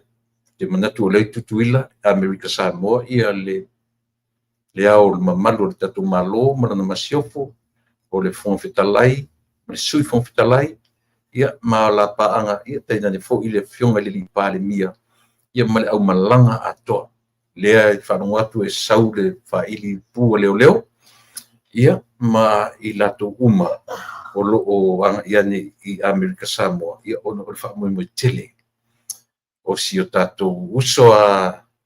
iwe i motu chasae whainga maro tutuila manua ono o le lato whaamoi mo i le umu saina o le wharifono o le lewa o le wharifono o tau songa na whai le wharifono le na tere tō mumu ia ia tutuila manua lewa na whai iwe o si u tau songa ia le li o papali i lau li ia na le na whai le wharifono ia whaptei lela o finally na le tō mumu le maota maurunga ma le maota sui i le umi na whai ia au lela ua whato a maua le avanoa e umusai Samoa ia manuia tele le aso whaftai ia manuia tele Thanksgiving holiday ia i matu i Amerika a whapiolete whai ni malia na i meu mamate a whapio na e fia turkey a tō aina na uta pena mo tai au na whai malia na i meu mamate le ni me te uatu ai tangi mai whai malia ni fo i umane ia ai ngase stasi ia o le tatu por kalame na mo le so tatu tu filo i tai au i le anga le leifa so le atua ta ia lo so fua mo so ora ai mo temne so fua ma ia manuia le atu pele so fua me